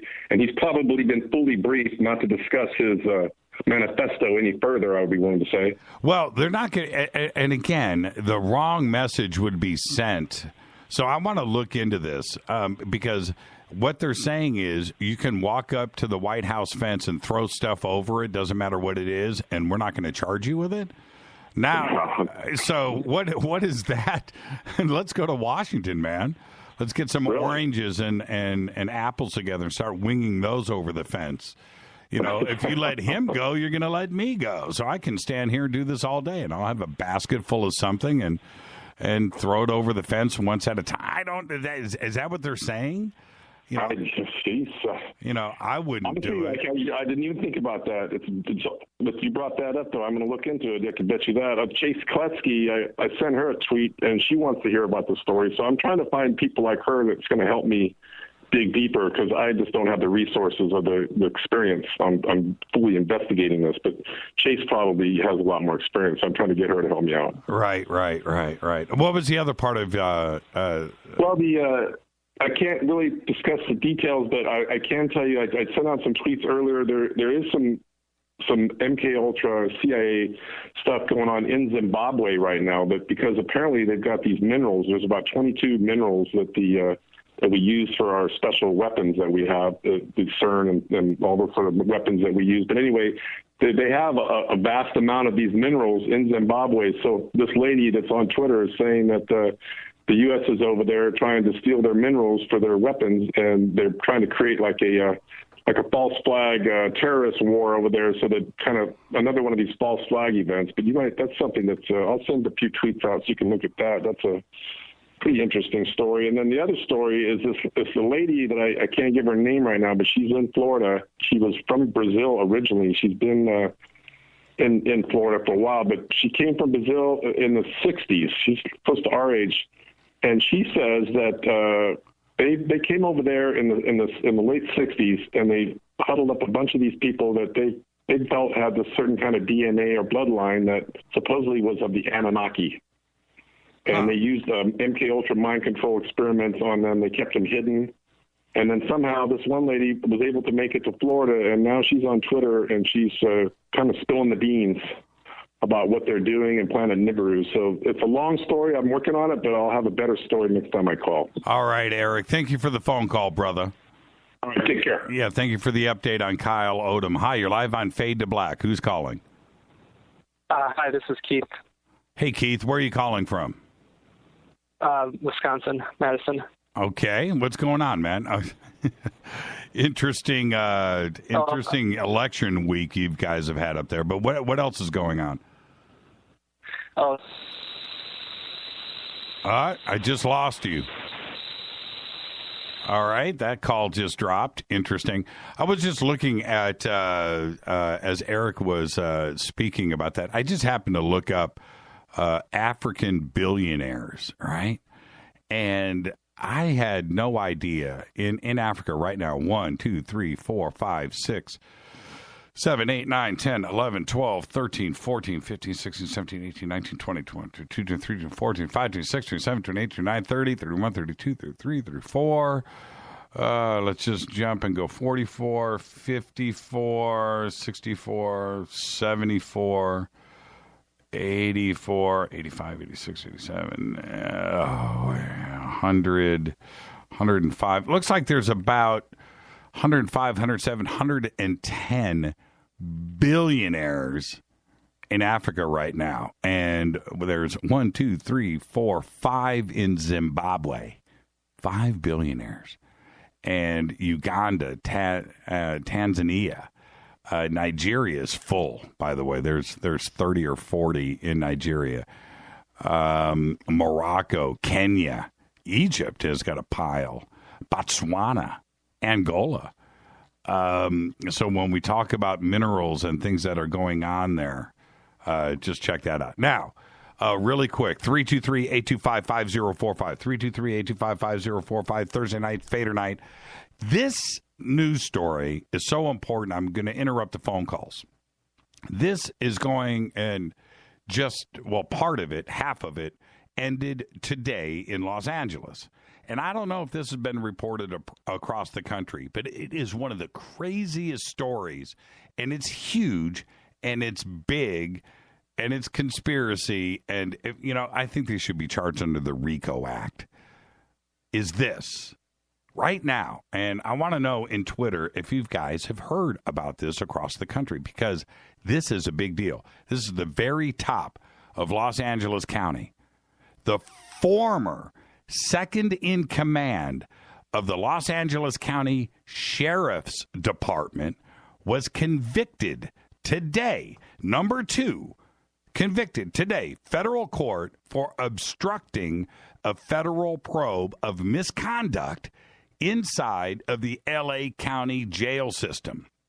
Now, before I continue, let me explain. The Los Angeles County jail system, which has probably got more guys in jail than most states have in their entire prison system, right?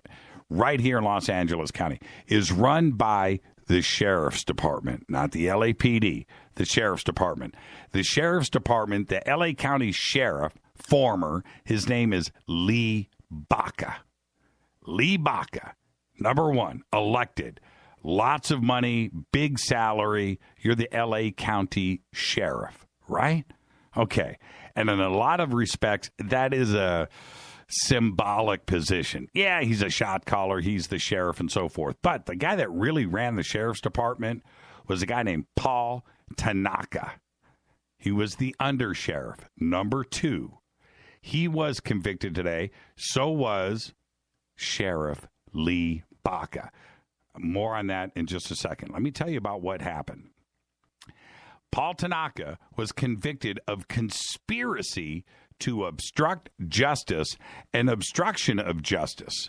U.S. District Judge Percy Anderson scheduled sentencing for June 20th.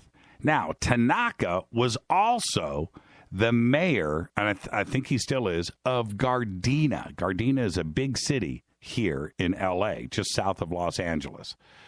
Big city. And he faces now up to 15 years in federal prison. Now, let me tell you what happened. And this is a case of really getting caught. He directed, now he's been found guilty of this, so I'm going to change the terminology of all of this and say that it's not alleged, right? He directed 8 co-conspirators in a scheme to thwart a 2011 investigation into the allegations of excessive force within the jail system.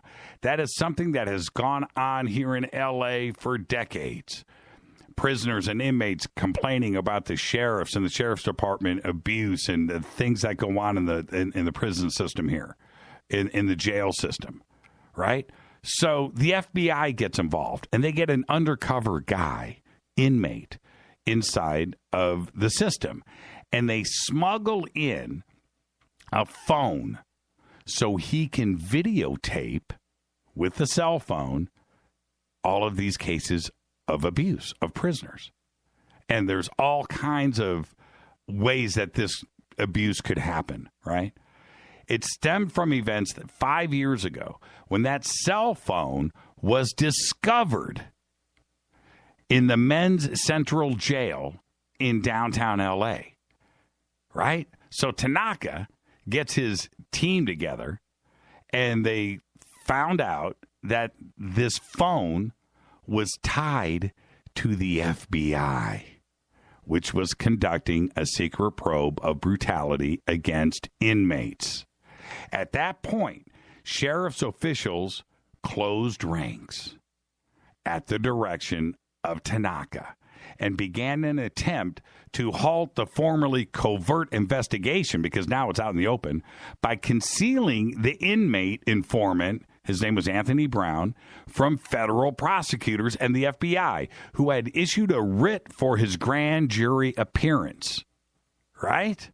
Now, everybody got caught, and this is what happened. The sheriff's department took this inmate, Anthony Brown, and started shuffling him around inside of the jail system, changing his name, changing his facility that he's at, his jail cell. The FBI showing up, and they're like, hey, man, we got to give this guy a writ for an appearance for a grand jury on this investigation. Well, we don't know where he is. Well, where is he?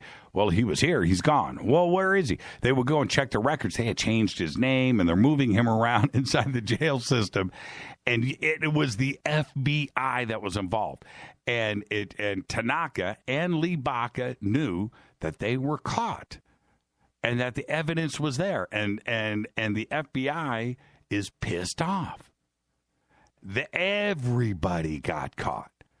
The 8 deputies that were involved, Lee Baca back in February pleaded guilty in February to covering this up. He's awaiting sentencing. His sentencing is in May. One of the craziest things about all of this, he pled guilty to covering up and being a co-conspirator to this entire scheme. And he now is entitled to, and they cannot stop his retirement pay. Are you ready for this?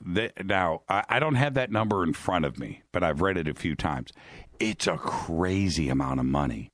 It's like $20,000 a month, and he still gets it.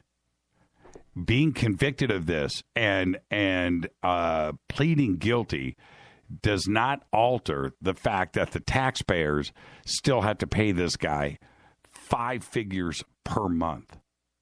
Tanaka himself, now we don't know if Bach is he may even be able to avoid prison. That's the other part of this, the way that he pled out and pled guilty. Tanaka went to trial, and he fought this. I was listening to one of the jurors today. It's a federal trial. One of the jurors being interviewed today said that Tanaka got up on the stand and was acting pissed off. This is the juror's words. And angry that he even had to be there, that he was above the law and he didn't have to be on the witness stand. and was just a hostile witness the entire time and forgot about phone calls, forgot this, forgot that. This was a federal investigation going to the grand jury for a long time, and he knew that they were under investigation, and he knew exactly what they were investigating. And in the questioning for the grand jury stuff leading up to this trial, right, as the evidence was being presented, he still said he didn't remember anything. One of the things, and this is why I'm so happy about this, very rarely am I satisfied with what a jury has done, right? But in this case, Tanaka got up on the stand, and the evidence was presented with phone records. Now, check this out. Dude made 70 phone calls to the co-conspirators in moving this prisoner around over a 1 month period. 1 month, 70 phone calls. And he says he doesn't remember any of them. Now, when was the last time you made 70 phone calls and you didn't remember one, right?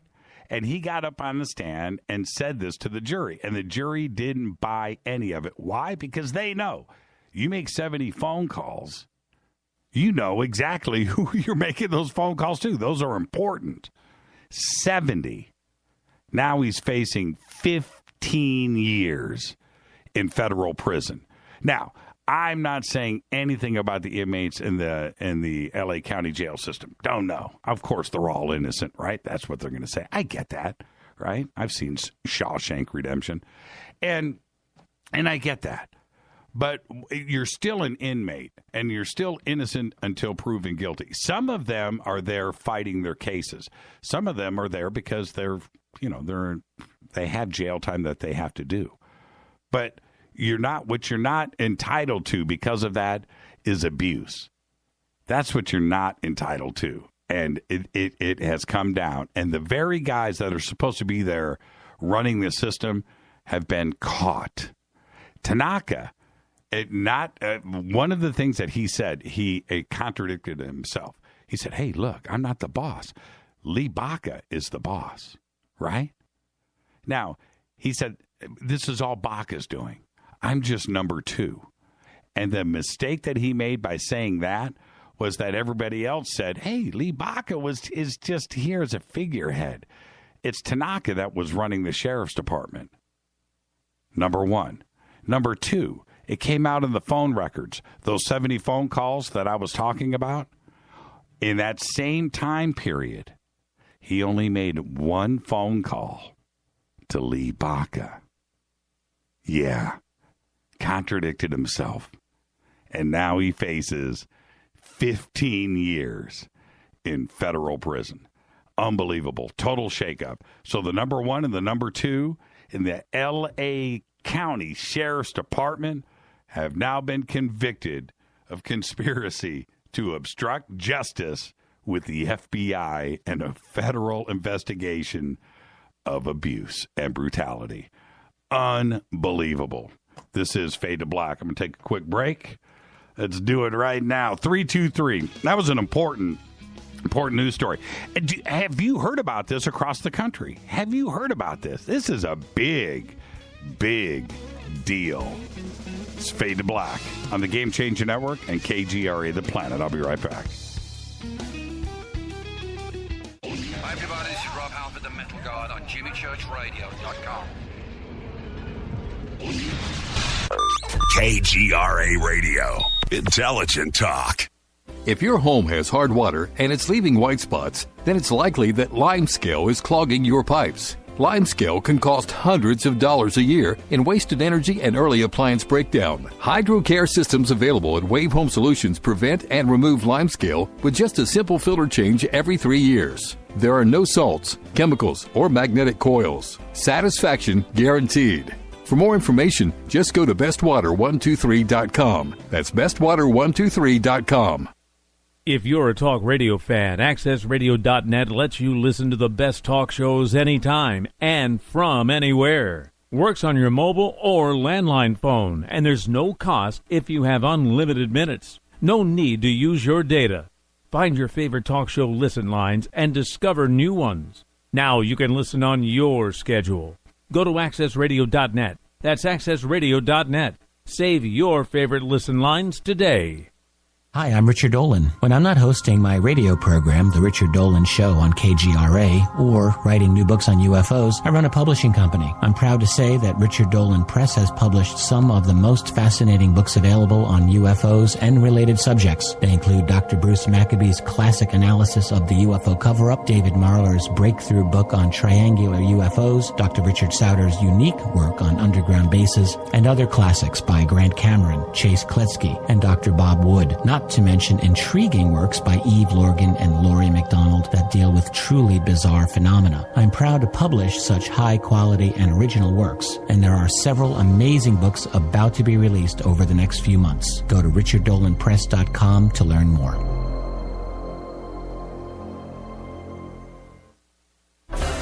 Did you know that when you're on the road with limited data or Wi-Fi available, you can still listen to every minute of Fade to Black by just calling 605-562-4482. No smartphone, app, or internet needed. It saves your data plan and no extra cost if you have unlimited minutes. Just call 605-562-4482. You can listen to me, Jimmy Church, on any phone, anytime, anywhere. Go Beckley Tappy.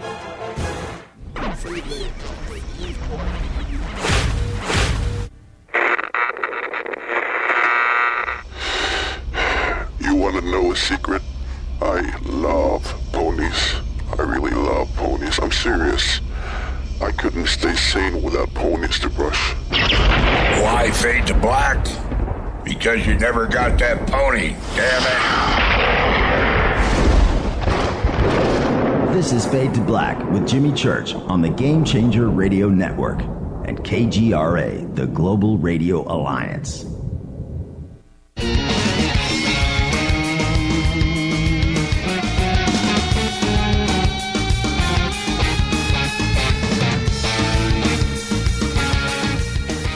All right, welcome back. Fade to Black, Thursday. Fader Night.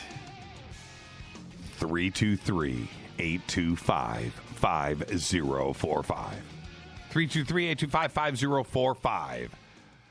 All right, phone lines are open. After almost 4 days of questions about its family connections to the Panama Papers revelations, British Prime Minister David Cameron admitted today to profiting from his late father's offshore investment fund. Cameron said that he sold his stake in the Blairmore Fund for more than $42,000 only 4 months before he became prime minister back in 2010. The leak of 11.5 million documents from the Panamanian law firm Mossack Fonseca revealed that Cameron's father, Ian, had an offshore fund and avoided paying taxes in Britain. Yeah, Cameron and his wife Samantha held 5,000 units in the Blairmore Trust between 1997 until 2010. And I just got to say, David, how can you be prime minister and collect taxes from citizens and then avoid taxes yourself? And then you get caught and you go, well, I sold it before it became. That's not what's in play here. Now the parliament there, they are freaking out and they are going back and they're looking at what could be literally thousands of situations like this in Britain. And man, everybody is looking at each other. And when your very own prime minister, had to, 4 days going into this and then finally go, dude, okay, all right, we did it. Oh, man. Just imagine if the same thing was going on with Barack Obama or somebody else, right, in Congress or a senator. Ew, man. This isn't private, man. This is public. This is the real deal. Now, also announced today. Okay, let me click here. 323-825-5045. They're open. I got them open. 323-825-5045. The FBI's secret method for unlocking the iPhone 5C used by one of the San Bernardino shooters will not work on newer models. And this was announced today by FBI Director James Comey. Comey went on to say that the technique would not work on the iPhone 5S. People still use the 5S. You know, hasn't everybody at this point upgraded and worked through? Isn't it embarrassing to whip out a 5S? You can't, right? Everything's got to be a 6S, 6S Plus. Am I right? Anyway, I'm an Android guy. And the 6 and 6S don't fall under that category. 5S, 6, and 6S. The iPhone 5C model was introduced way back in 2013 and has since been discontinued by Apple as new models have now become available. Now, what does this mean? This means that the FBI now has to go back to Apple to get something cracked. That the crack that they purchased will not work on 5S, 6 or 6S models, 6S Plus. Just when you thought it was over, right? Here we go. All right, the big news. Big news. Electric car maker Tesla Motors said today it has now received more than 325,000 reservations for the new Model 3 sedan. 325,000. Now, if you go and look right now, you can go ahead and do it. Top selling cars in the world, right? Just go look them up. You look at a number like that, 325,000, that's a big deal. And that now would put Tesla into major car manufacturer status. That puts them right up there with everybody. If you go and look at, I'll do this in real time with you, and I'll back up my BS right now. Let's look up Acura car sales for 2015. Okay, let's just bust this out. And let's see how many have been sold. And the reason why I'm just pulling up Acura, because you would consider Acura a major player, right? You would consider them a major player. Okay. Oh, man. I was looking for... Okay, here we go. All right. 133,750 car sales for 2015. 133,000 for Acura. So 325,000 for Tesla. Does that put Tesla in with the big boys? Now, let me back up. Would you consider Acura one of the big boys? You know, it's part of Honda. I get that. These aren't Honda numbers. I have no idea how many Civics were sold last year or Accords were sold last year. But 325,000 is a lot of units. It's a lot. The Ford Mustang 1965, right, when they cracked 500,000. Well, that's the numbers that we're looking at here. 325,000 reservations for the new Model 3. Does it save Tesla? Now, to be fair here, the reservations can be done online by paying a refundable deposit of $1,000. So that means that the cars aren't sold, right? Okay, they can ask for their money back if they want it, right? The people placing these orders. But 325,000 reservations times 1,000, now you're looking at 3 zeros to that number, and you're talking about a big chunk of money that Tesla is now playing with. And it also corresponds into this, and this is how my brain works. It's $14 billion in implied future sales. Now, can they build the cars? Tesla said earlier this week that parts shortages have hampered vehicle production and sales in the first quarter of this year, but the company still plans to build 80,000 to 90,000 vehicles in 2016. In the first quarter, Tesla delivered 14,820 vehicles, including 12,420 Model S sedans. And again, to be fair, these are very expensive cars. So that's an impressive number. I want to reflect back to the number that I just pulled up for Acura. Acura, right? Last year, 33,000 vehicles sold. So is Tesla in with the big boys? I don't know. You know, it's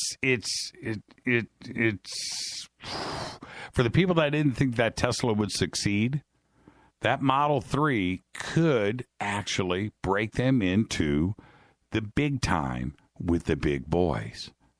Tesla, 325,000 reservations. I haven't placed one yet. And I'll be honest with you, Rita and I were driving down the freeway last week, and I brought this up. I said, hey, the Model S, you know, it's 200 miles, 215 miles on a charge. It's only $35,000, right? Well, it's the base model. I don't know what one would cost that you'd actually want to drive. So what, $40,000, $45,000? Is it worth it? No more gas, no more going to the pump. Does it offset itself?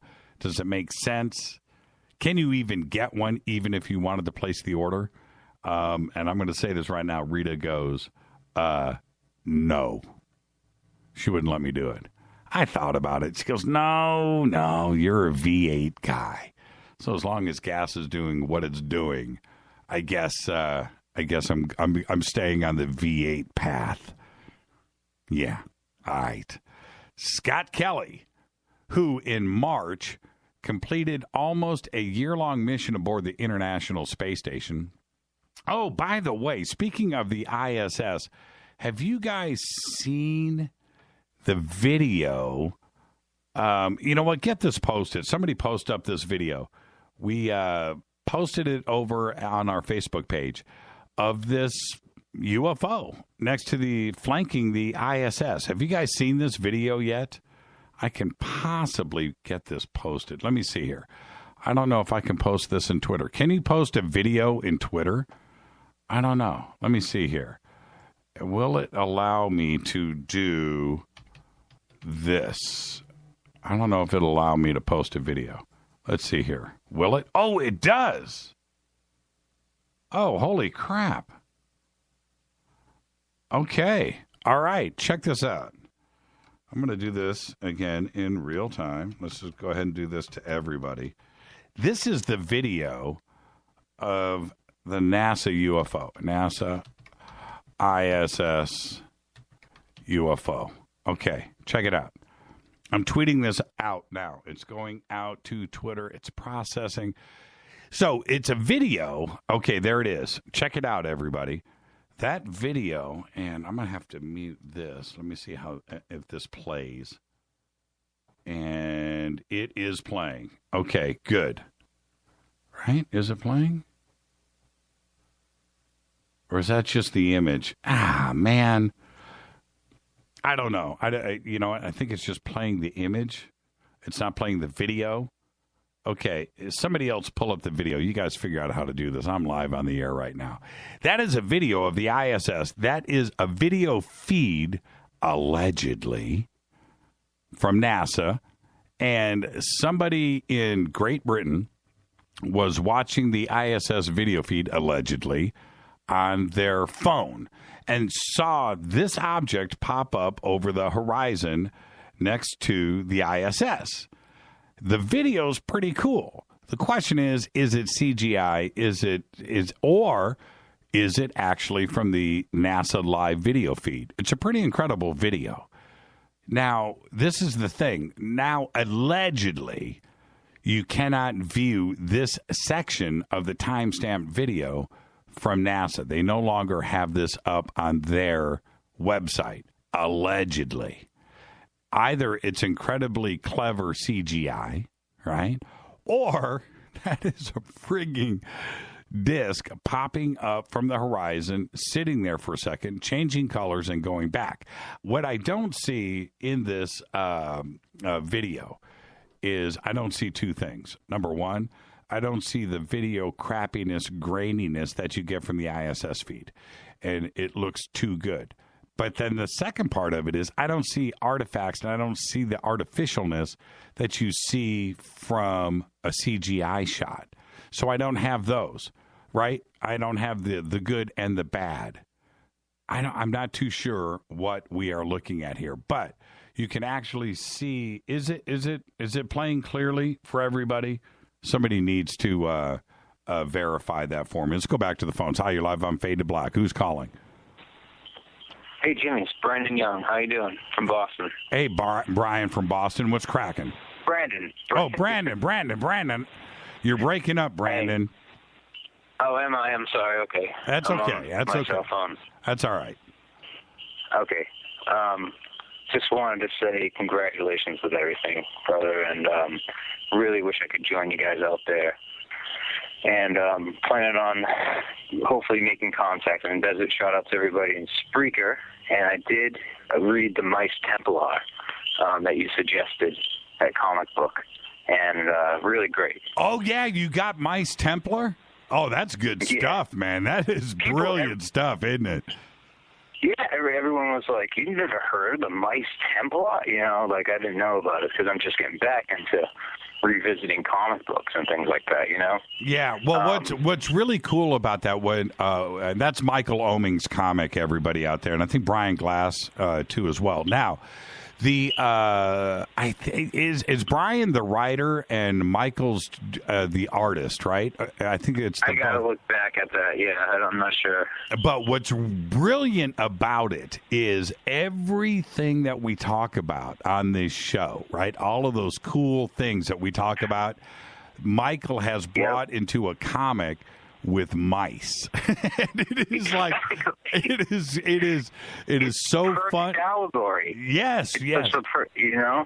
Yes. He'd be a great guest to have on or something like that. You know. He's been on the show.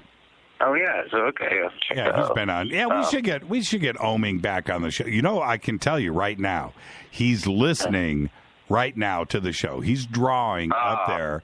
He's drawing and listening to the show, and now we just flipped him out, and he probably screwed something up. So thank you for that, Brandon. But yeah, you're right. Apologies for that. He is absolutely brilliant, and for you to say that, I know he's listening right now, and he's like, "Cool, people get it." Cool, man. Yeah. Keep up the great work. We're following you, and look forward to. I'm really into a comic book series now called The Wicked and the Divine, which is amazing. Book, and Grant Morrison and Alan Moore and all deep people like that who go into the Lovecraft stuff. Who I didn't know Peter Levenda was a Lovecraft scholar. You know? Yeah. See, look, and thank you for bringing that up, Brandon. H.P. Lovecraft, for a lot of the things that we talk about today, and it goes back to Ancient Aliens, alternate realities, timelines, and so forth. The things that we talk about now today, Lovecraft influenced or wrote about all of these subjects 100 years ago. 120 years ago, 130 years ago. And you go and you read H.P. Lovecraft, and I'm talking about Egypt and just things, right? You go back. Yeah, you go back and you read Lovecraft, although it's got the old style writing to it, but you read it and you're like, dude, man, Lovecraft was... Easter Island. Yes. Antarctica, the Mountains of Madness, and a civilization that had been there forever. It's remarkable to look at, and I think Peter Levenda he's just like the guy I want to be when I grow up. He's really cool. I really dig his research. Joseph Farrell as well. I think he had a stellar week last week, man. It was great. And Levenda, he wrote a book called I'm Just Finding This Out, so this is kind of crazy. I always knew that my family kind of hung around famous political type people and stuff like that. Ever since I was a little kid. But I didn't know why. There was always these little rumors in the family. Right. And apparently he wrote a book series called Sinister Forces. I guess it's really popular. I didn't know in the conspiracy field. Anyway, the first book is called The Nine. And in that book, there is a picture, well, there's a photograph that he uses of my great-grandfather, Arthur Young, who actually used to work with Richard Hoagland, I found out, and stuff like that, and was married to my great-grandmother, Ruby Young, and we're all Rubies and Ruths, and I always wondered why that. Wait. Slow down, Brandon. Slow down for a second. Your great-grandfather was Arthur Young of Bell Helicopter? Yeah, in like Caltech, I think, too. Yes. Yeah, a lot of different. But there's not too much known of him. But I do know that my brother did some extensive, and my uncle, out in Pasadena and La Jolla. They did a lot of photo restoration and, relics and research, genealogical research into our family line. It goes back. It is intense. And it's, some of the people think that I should be on your show. Once I get a website and everything going, maybe. But I'm a little bit of a private person. But, that's my family, and we're American. We definitely are blue bloods. I always thought there was a reason why I was meeting all these crazy famous people like Barbara Bush and hang out at Walker's Point in the summer and, things like that. But, so I guess it's a big thing, and he connects it kind of to a really cool, the secret space program, which you guys are going to be talking about, Yeah. But, what you should do, I don't know if you've done this yet, and you're flipping me out right now, Brandon, is go and watch, read the books, but go and watch Peter Levenda's presentation on the secret space program that he did in Amsterdam. And that video puts it all together. Now, he talks about Arthur. He talks about Ruth. He talks about the 9. He connects everything starting back at Maury Island and the original FBI investigations into the Maury Island UFO incident and the original UFO deaths, all the way through, the 9 and Arthur Young and Ruth, to the Astors, the Puharich, the Fords. Yes, right. Yep. All the way through 1958, 59, Werner von Braun, the secret space program, all the way to the connections to the JFK assassination and Hoover and the original church that was back in Brooklyn, or was it Queens, New York, through J. Edgar Hoover. Now we're talking about a 25-year span, right? But it was the same names, the same people, the same faces that were connected through all of this. Yes, Sinister Forces connects it. He was there, man, and I haven't read the books or anything like that, but I've heard a little interview with you, obviously, with him. And the way he ties in threads, I mean, I knew him as a Lovecraft scholar and kind of an occultist almost, like an esoteric scholar, And through H.P. Lovecraft, I was like, wow, that's interesting how he can tie in Lovecraft to, say, Aleister Crowley and Sumerian legends and the magical traditions that have spawned off of that. I thought that was amazing work of literature. I'm saying, why are the Lovecraft scholars not paying attention to this, as much as they should? Because this is a profound work. And it turns out that, he had written all these other amazing novels that are books that, research very detailed and connect, I think, the big picture. He's a big picture guy, but he's also very good at hammering out the small details, and you can't argue with facts and logic, and that's what he does. Well, and see, this is where I trip out, Brandon. When you look at Lovecraft, okay, now we have a problem here, or we don't. Is everything that we are sitting on today, Ancient Aliens, Sitchin, Von Daniken, and that side of things, right? And Egyptology and the mystical schools and the mystery school. Are we looking at everybody that was influenced by Lovecraft and it's all BS, number one? Or, number two, did Lovecraft know something And did he write about it in a fictional sense to use it to write great fiction and storytelling because he knew something? Oh, he definitely knew something. We know that. Yeah, Lovecraft scholars. There are his grandfather. Yeah. Yeah, there's some people out there and debunkers that go, look, man, everything that you know and read today is all just based off of Lovecraft. And people just took what Lovecraft wrote about 120 years ago and turned it into their own cottage industry today for them to sell books and videos and go on lecture tours and stuff. But you have to go back and look at Lovecraft. Or is Lovecraft privy to information? And it goes back to when you look at Lovecraft, with the OSO and some of the other secret societies that were forming back in 1880, 1890 that talked about this stuff. Madam, what's her name? Yeah, Blavatsky. So you start to deal with all of that, or is it just that they were onto something and that they knew things? Yeah, it was a little bit of both, I think. I think so he too. He had combined science and spirituality because he was a science protege at Brown University looking through telescopes at Jupiter's moons and things like that, right? Right. And he was trying to take, we have this humanoid feature of the alien, of the gray, he has, limbs and eyes and things like that.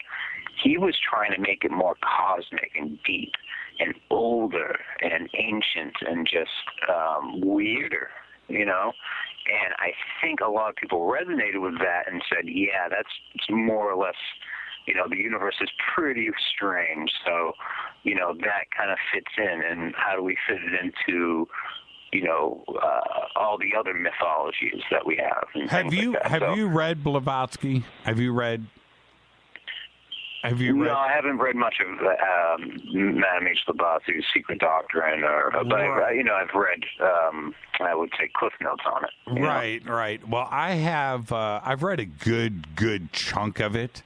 I haven't read one book cover to cover, but she's somewhat of an enigma in that.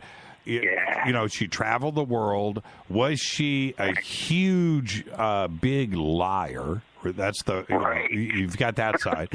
And did she do all of this just to make money and to become famous? Because that's exactly what happened to her. Sure. But when you go and you read The Secret Doctrine and you read how it's written, I got to tell you, there is a big chunk for that to be written at that time period. There's a big chunk of education there. She's a well-read. I mean, it's like crazy, and I can understand why people were attracted to her because you read it, especially back then. That stuff was coming out of nowhere. The Wizard of Oz is directly inspired by completely, 100%. No doubt about it. It's amazing. It's syncretism. I mean, you look at the integral movement right now in San Francisco and places like that, like the integral meditation, integral spirituality of Ken Wilber, who's a philosopher and part of the Matrix, influence on the Matrix. Right. You look at what he's doing, and that is very much what Blavatsky was trying to do. And what I can see is like syncretism, which is seeing the common threads and Nicholas Roerich and all the theosophists, common golden threads in all the world's religions, and kind of tying them all together, and in a very syncret, from Kabbalah to all the esoteric arts and things like that, an evolutionary history of the spirit. Which is what Hegel was trying to do in Germany, things like that. So she's very much in that vein, and I think it came around at a time when you had people like Edison, and Tesla and things like that, and this electricity and science becoming huge, and it was just an interesting time. So it led to charlatans and things like that. Very much could have been. In fact, H.P. Lovecraft, he wrote that Under the Pyramids book with Harry Houdini. Yes, that he was, did. Given to him by right? So he was all wrapped up in this. And Harry Houdini wanted to debunk the whole thing. And Sir Arthur Conan Doyle, who's behind Sherlock, was, really into it. He thought you could actually photograph a fairy and prove it and things like that. It was you can compare it to today. Yep. They're very interesting, the whole debates and all that. Hey, Brandon. I got to head to a commercial, man, but you've got to send me some stuff on Arthur, and I'll get Lavenda. I'll get Lavenda involved, and thank you so much for the phone call. All right, man. You have a great night, man. Thank you, Brandon. Thanks, Jimmy. Love you guys. Bye. Have a good night. That's what I'm talking about. Arthur Young, one of the Fadernauts, Arthur Young's great-grandson. This is Fade to Black. That's what I'm talking about. 323-825-5045. 323-825-5045. I'll be right back.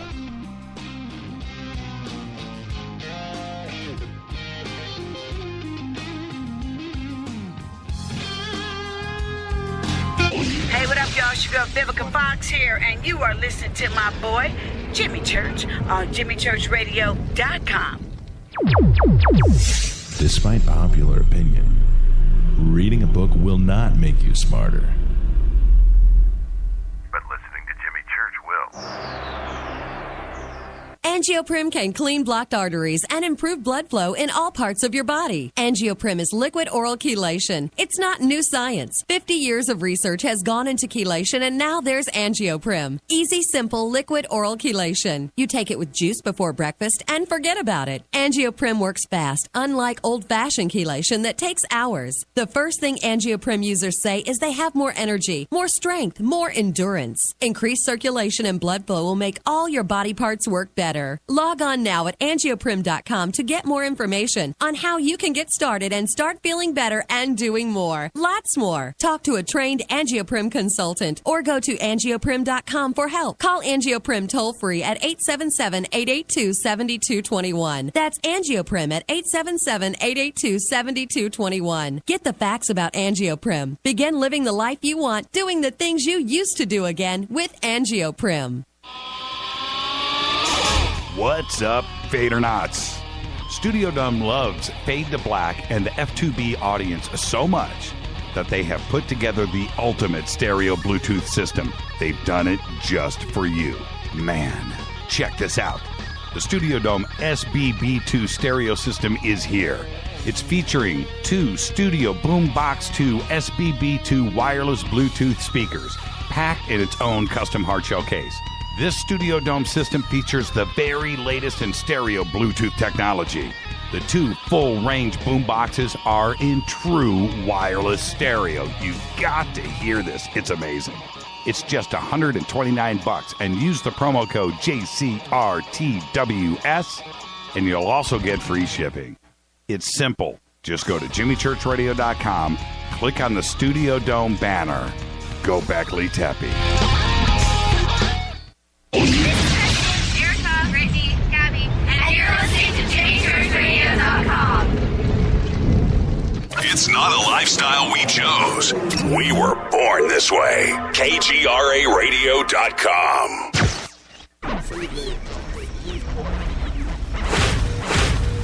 This is KJCR at JimmyChurchRadio.com.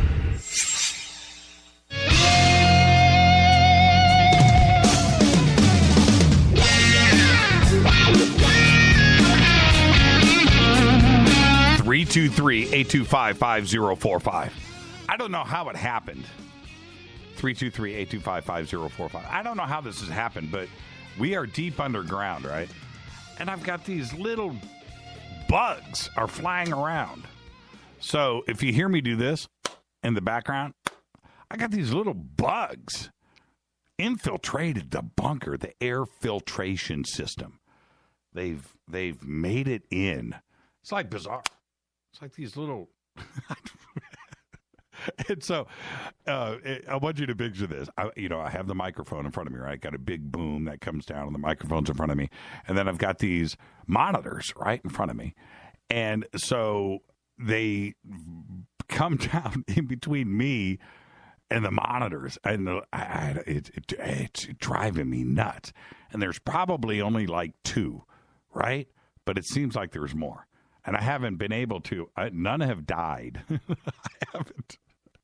Man, and if I kill one and they fly into my Dennis coffee, I will be so upset. Hey, Dennis, you implied earlier, are you roasting these beans yourself, or do you know the company that is doing this? Because this stuff, this bear claw, oh my God. That is some serious stuff. Anyway, back to, I want to make a comment here.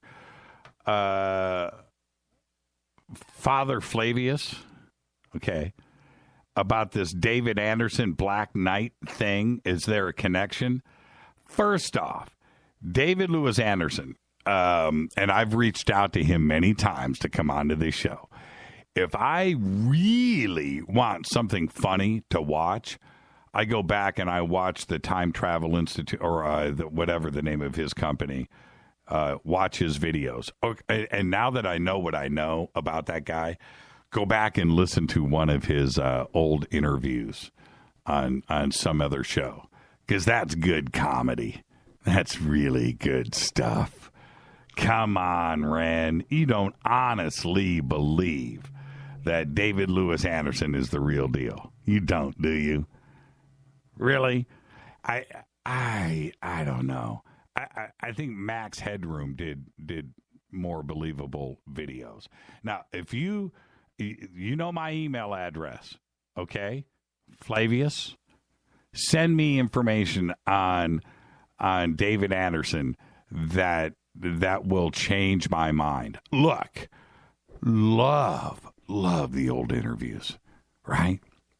You listen to that, and him working for the Air Force and figuring out a way to well, anyway, go and listen to those old, and compelling, man, fun stuff to listen to. Great.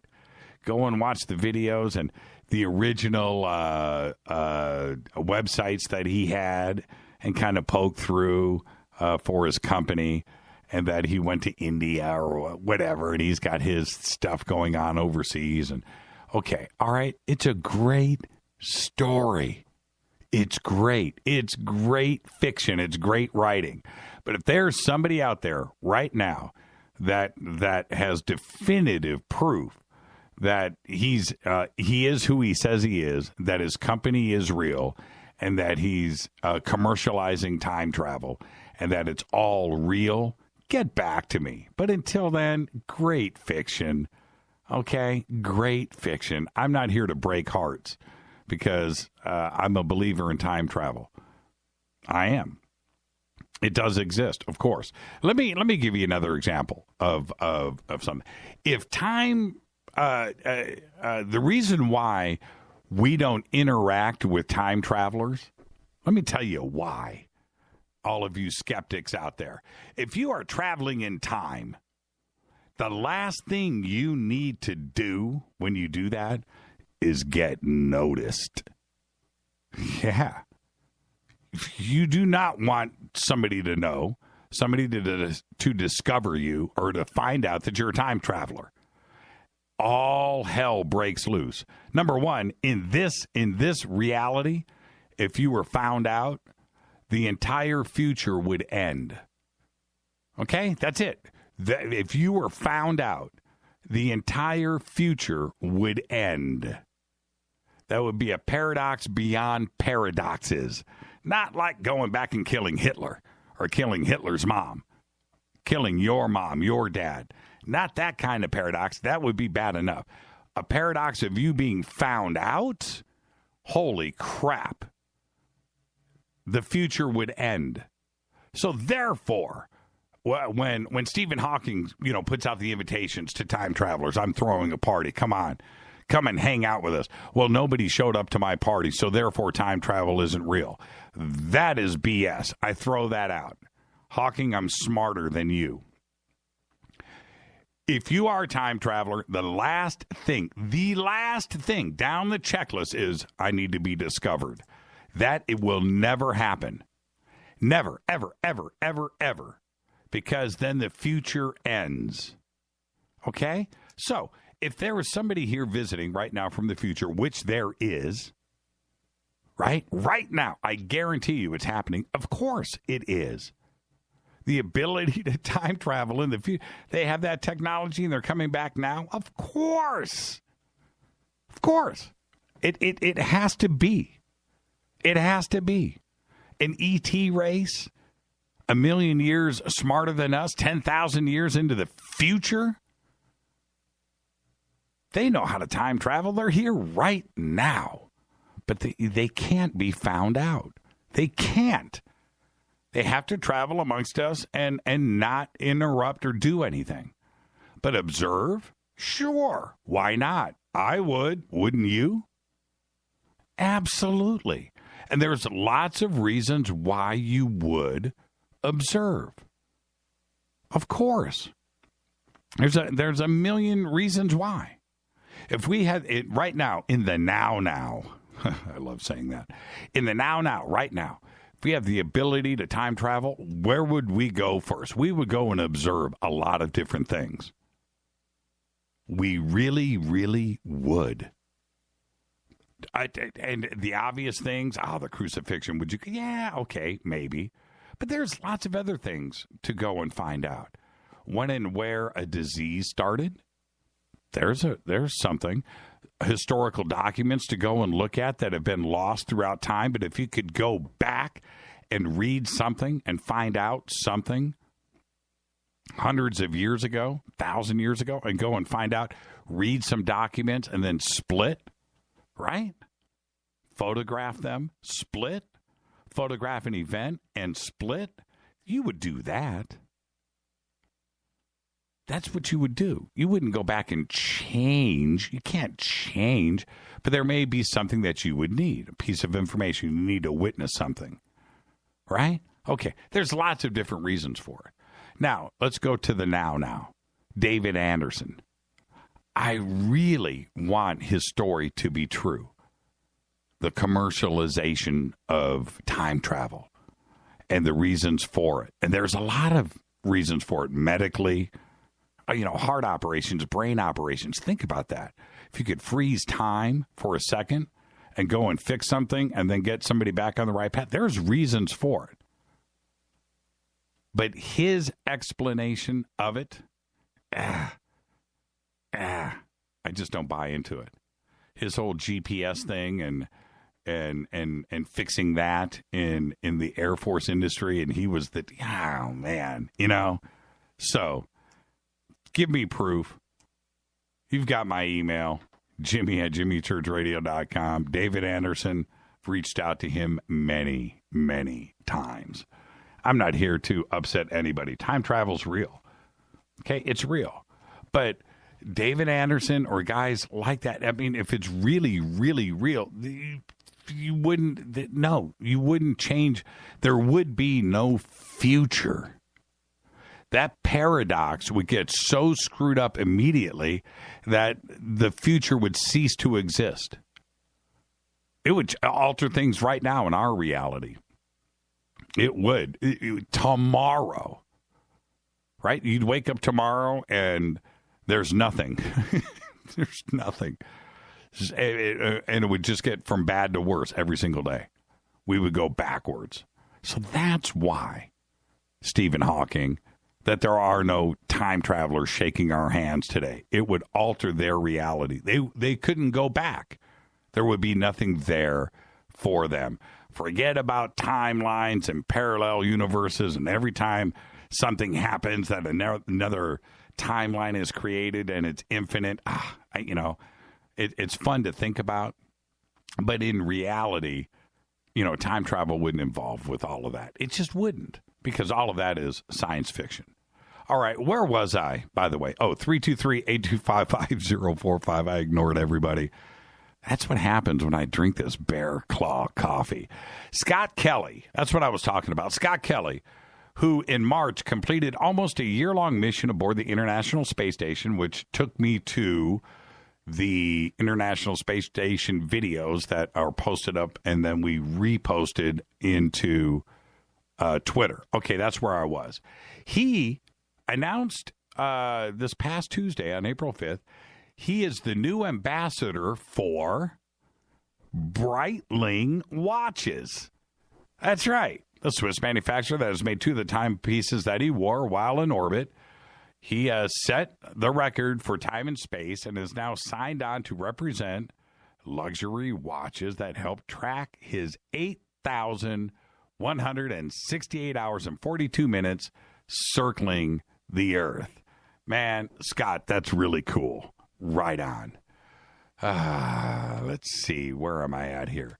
Teams of Russian military demining experts are in the ancient Syrian city of Palmyra to neutralize landmines left by the Islamic State before they abandoned the city. Part of the job that is being done remotely with remote-controlled robots. They have to operate it from a safe distance. Makes sense. But that only works for so much because a lot of the work that needs to be done, we're talking about ancient, thousands of year-old megalithic structures, statues, artwork, city entrances, all of that. You can't deal with that with a robot. The Russians are in there doing it because if you think about it, Palmyra is at the crossroads of the Greeks, the Romans, right? Everybody built. There's so much cross-pollination of architecture that is there. It's beautiful. You see the Romans, you see the Greek influence. It's all there, right? Well, some of it goes back to the 2nd millennium BC. This is old stuff. We got ISIS out of there. It's full of mines. It is. All right. Let's see. How many faders knew about David Lewis Anderson? Okay, Flavius. Look, a lot of the faders know about David Lewis Anderson. Just go and there's a ton of videos, a ton of information out there on the guy. So, all right. Let's see. Did I really inflame everybody? Don't be mad. You know I believe in time travel. Okay? I know it exists. There's reasons why. When you stop and think, when I hear somebody say, why don't we see time travelers here then? Therefore it's not real. That's somebody that reads too many comic books. Okay? He's watched H.G. Wells' The Time Machine way too many times, which is fun, but you're not looking at reality. When somebody says that to me, if you were a time traveler and you went back, pick something easy out. Easy. You went back to the Old West, right? You went back to the old, 1865, 1855, and you're in the Old West, and you're in Kansas or Oklahoma or Texas, Arizona, Tombstone, Arizona, and they find out you are not who you are, you're dead. Dead. Shot in the street. Over. Paradox. You don't go back to where you came from? Think about, so everything that you just didn't happen? Oof. The future ends. And that's just one guy. That's why, if your time's right, you cannot be found out. You cannot. You're not going to walk around and advertise yourself. You cannot do it because the future ends. That's the end of the discussion when it comes to time travel. It's it. So when somebody says, where are they? Including Stephen Hawking, who is smart enough to really think through that. For some reason, he wants to end the conversation when it comes to time travel. And I really don't get why he would say, because he's too smart. He should know that if you're a time traveler, you're not going to be found out ever. You're not going to hint. You're not going to suggest. You're not going to do it because the future ends. It ends. And it would start ending the minute, right now, the minute that they got found out, you would start to see our world collapse around us and dissolve into nothing. Like I said, the next day you would wake up, it would be bad outside, really bad. Lightning red skies. It would be gnarly. So therefore, that's why you don't see time travelers walking around today. And that's why I have issues with David Lewis Anderson. Think about it. All right. Oh, is it already? Is it time? Is it time? Les, is it time? Yeah, it's that time. It's 12:50 here. So. Wow, yep. wow. That's that Bear Claw coffee. Hey. Yeah. Hey, Les, I got noise in your line. Call me right back. All right. Or I'll call you. Either way. I'll call you. Be right back. All right. Got noise in the line. You know what? I think it's better if I call him and I'll reset the software going in the other direction. Let's see if he actually picks up. Still getting noise? No, it's better. There you go. Yay. So, that's just the way the software runs. Yeah, so. You're going to get every once in a while, unless you test it first, you're going to get stuff like that happening. So yeah, it's an accumulation. It's the way that the software works with noise reduction, and it starts to suck it up, and it's the way that it accumulates because it's a two-way connection. Obviously, it's ones and zeros, and the way that it works, so you just kind of have to reset it, and then that noise reduction runs in the opposite because now I'm calling you. And so now it's shooting out. I see. Yeah, it's kind of hard to wrap your head around. It's kind of like time travel. You can see it. Oh, okay. I'm going to ask you a question now. And don't reverse it back on me this time. Okay. All right? All right. If you could go anywhere in time, and you know the right place to go, and you don't want to cause a paradox, where would you go? Where would I go? Oh, that's simple, man. If I could pull it off and didn't have to worry about a paradox, I would go back with the knowledge that I know about playing guitar, and I would go back to about 1977, and I'd kill myself. Okay. That's what I do. And I would be the baddest ass guitar player ever. Before Eddie, before Yngwie, before Steve Vai, before Satriani, before all of those cats. No Zach Wilde, right? Everybody's taken out of the play. The guys that are in the play, right, like Tony Iommi and Jimmy Page and, the guys that are in the mix at that time. Didn't we lose a Van Zant today? I don't know. Who? Actually, we've got friends in Jacksonville, and actually, my wife heard about one of the Van Zants passed today. Who? Ronnie Van Zant? I believe. I can't remember his first name, but I just heard one of the Van Zants had passed. Wow! When I get home, I should scan my Ronnie Van Zant tour pass Anyway, that's a drag. Yeah, sorry, I didn't mean to drag you down, bro. I thought you'd want to know if anybody did. I hadn't heard. So anyway, back to the paradox. So I would go back to like 77 at the age of 14, right? And I would be the ripping dude. I would be the ripping guy. I would know all of the licks before all of those other guys broke onto the scene. So would you teach yourself? At 14? No, I would take the knowledge of that's what I would do. Now, this is where it gets strange. If I go back in time right now, right? Right. And I'm 52, and I go back to 77, and I go up to am I younger? Am I the younger self? Or am I the older Jimmy Church? Right? I don't know. What what do you do? So, but if I go back at the age of 52 and I'm the ripping dude, I'm still cool with that. Do I kill myself? Right?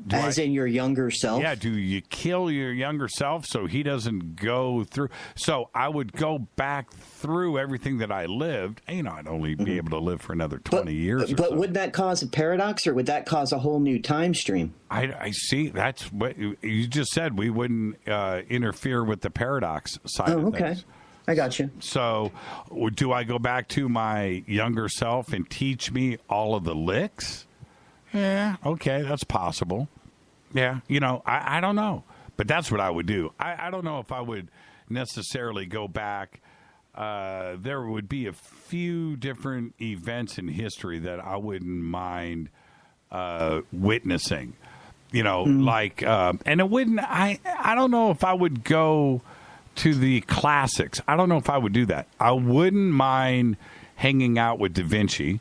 I wouldn't mind hanging out with MC Escher to see him create. Good answer. Yeah. But I don't know if I would go for the big stuff. But when you look at the big things, there was. I'll tell you something else before we run out of time.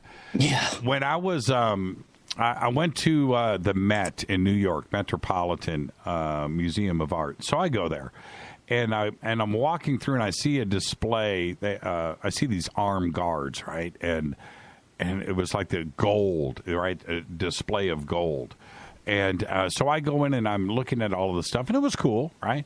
But I see this thing that was made in South America, and it was like 5,000 years old, something crazy. And it was a gold mask, and it was beautiful. And it was like an opera mask, just the eyes and the nose. But it was really thin, paper thin. It was perfect. I wouldn't mind going back in time to see them make that. How in the hell did they make that back then? That's what I would like to know. I would like to. Wow. I'd like to see how they made King Tut's sarcophagus. How in the hell did they do that? Yeah, or how did they make the pyramids in the first place? Yeah. I don't know. Some things I just would rather not find out. It would really bum me out. Yeah, and I hear that. There's some things that I definitely wouldn't want to know, and I still don't want to know. Right. It's better just to find out for yourself and let your gut tell you. One more thing, dude. No, you're going to be on Coast this weekend, right? Yes, I am. Tomorrow night. Tomorrow night, I'm on Coast. My guest is Adam Ambrose.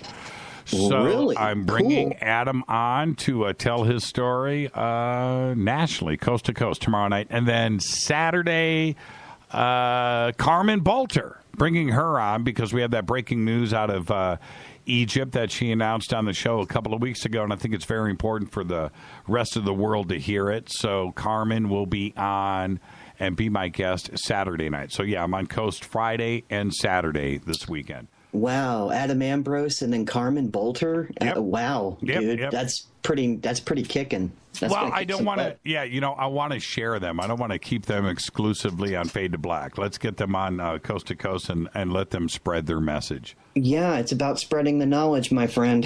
Yeah, absolutely. What else is going? We got 1 minute left. Oh, nothing much. I was just I was very curious to find out where you wanted to go. And also, I thought it was important to let everybody, you tell everybody that, who you had on Coast this weekend. But other than that, I'm doing great. I'm going to CITD this year. Oh, man, I cannot wait to see you. Yeah, I can't wait to get there. It's already been a year. Can you freaking believe that? I cannot believe it. And this is, for us this year, for all of the Fadernauts, what's really cool is Rita and I will be staying on campus this year. So we're staying at CITD. So we have access to everybody. We're not going to run out of time. We don't have to drive 55 miles back to our, place where we're staying and stuff.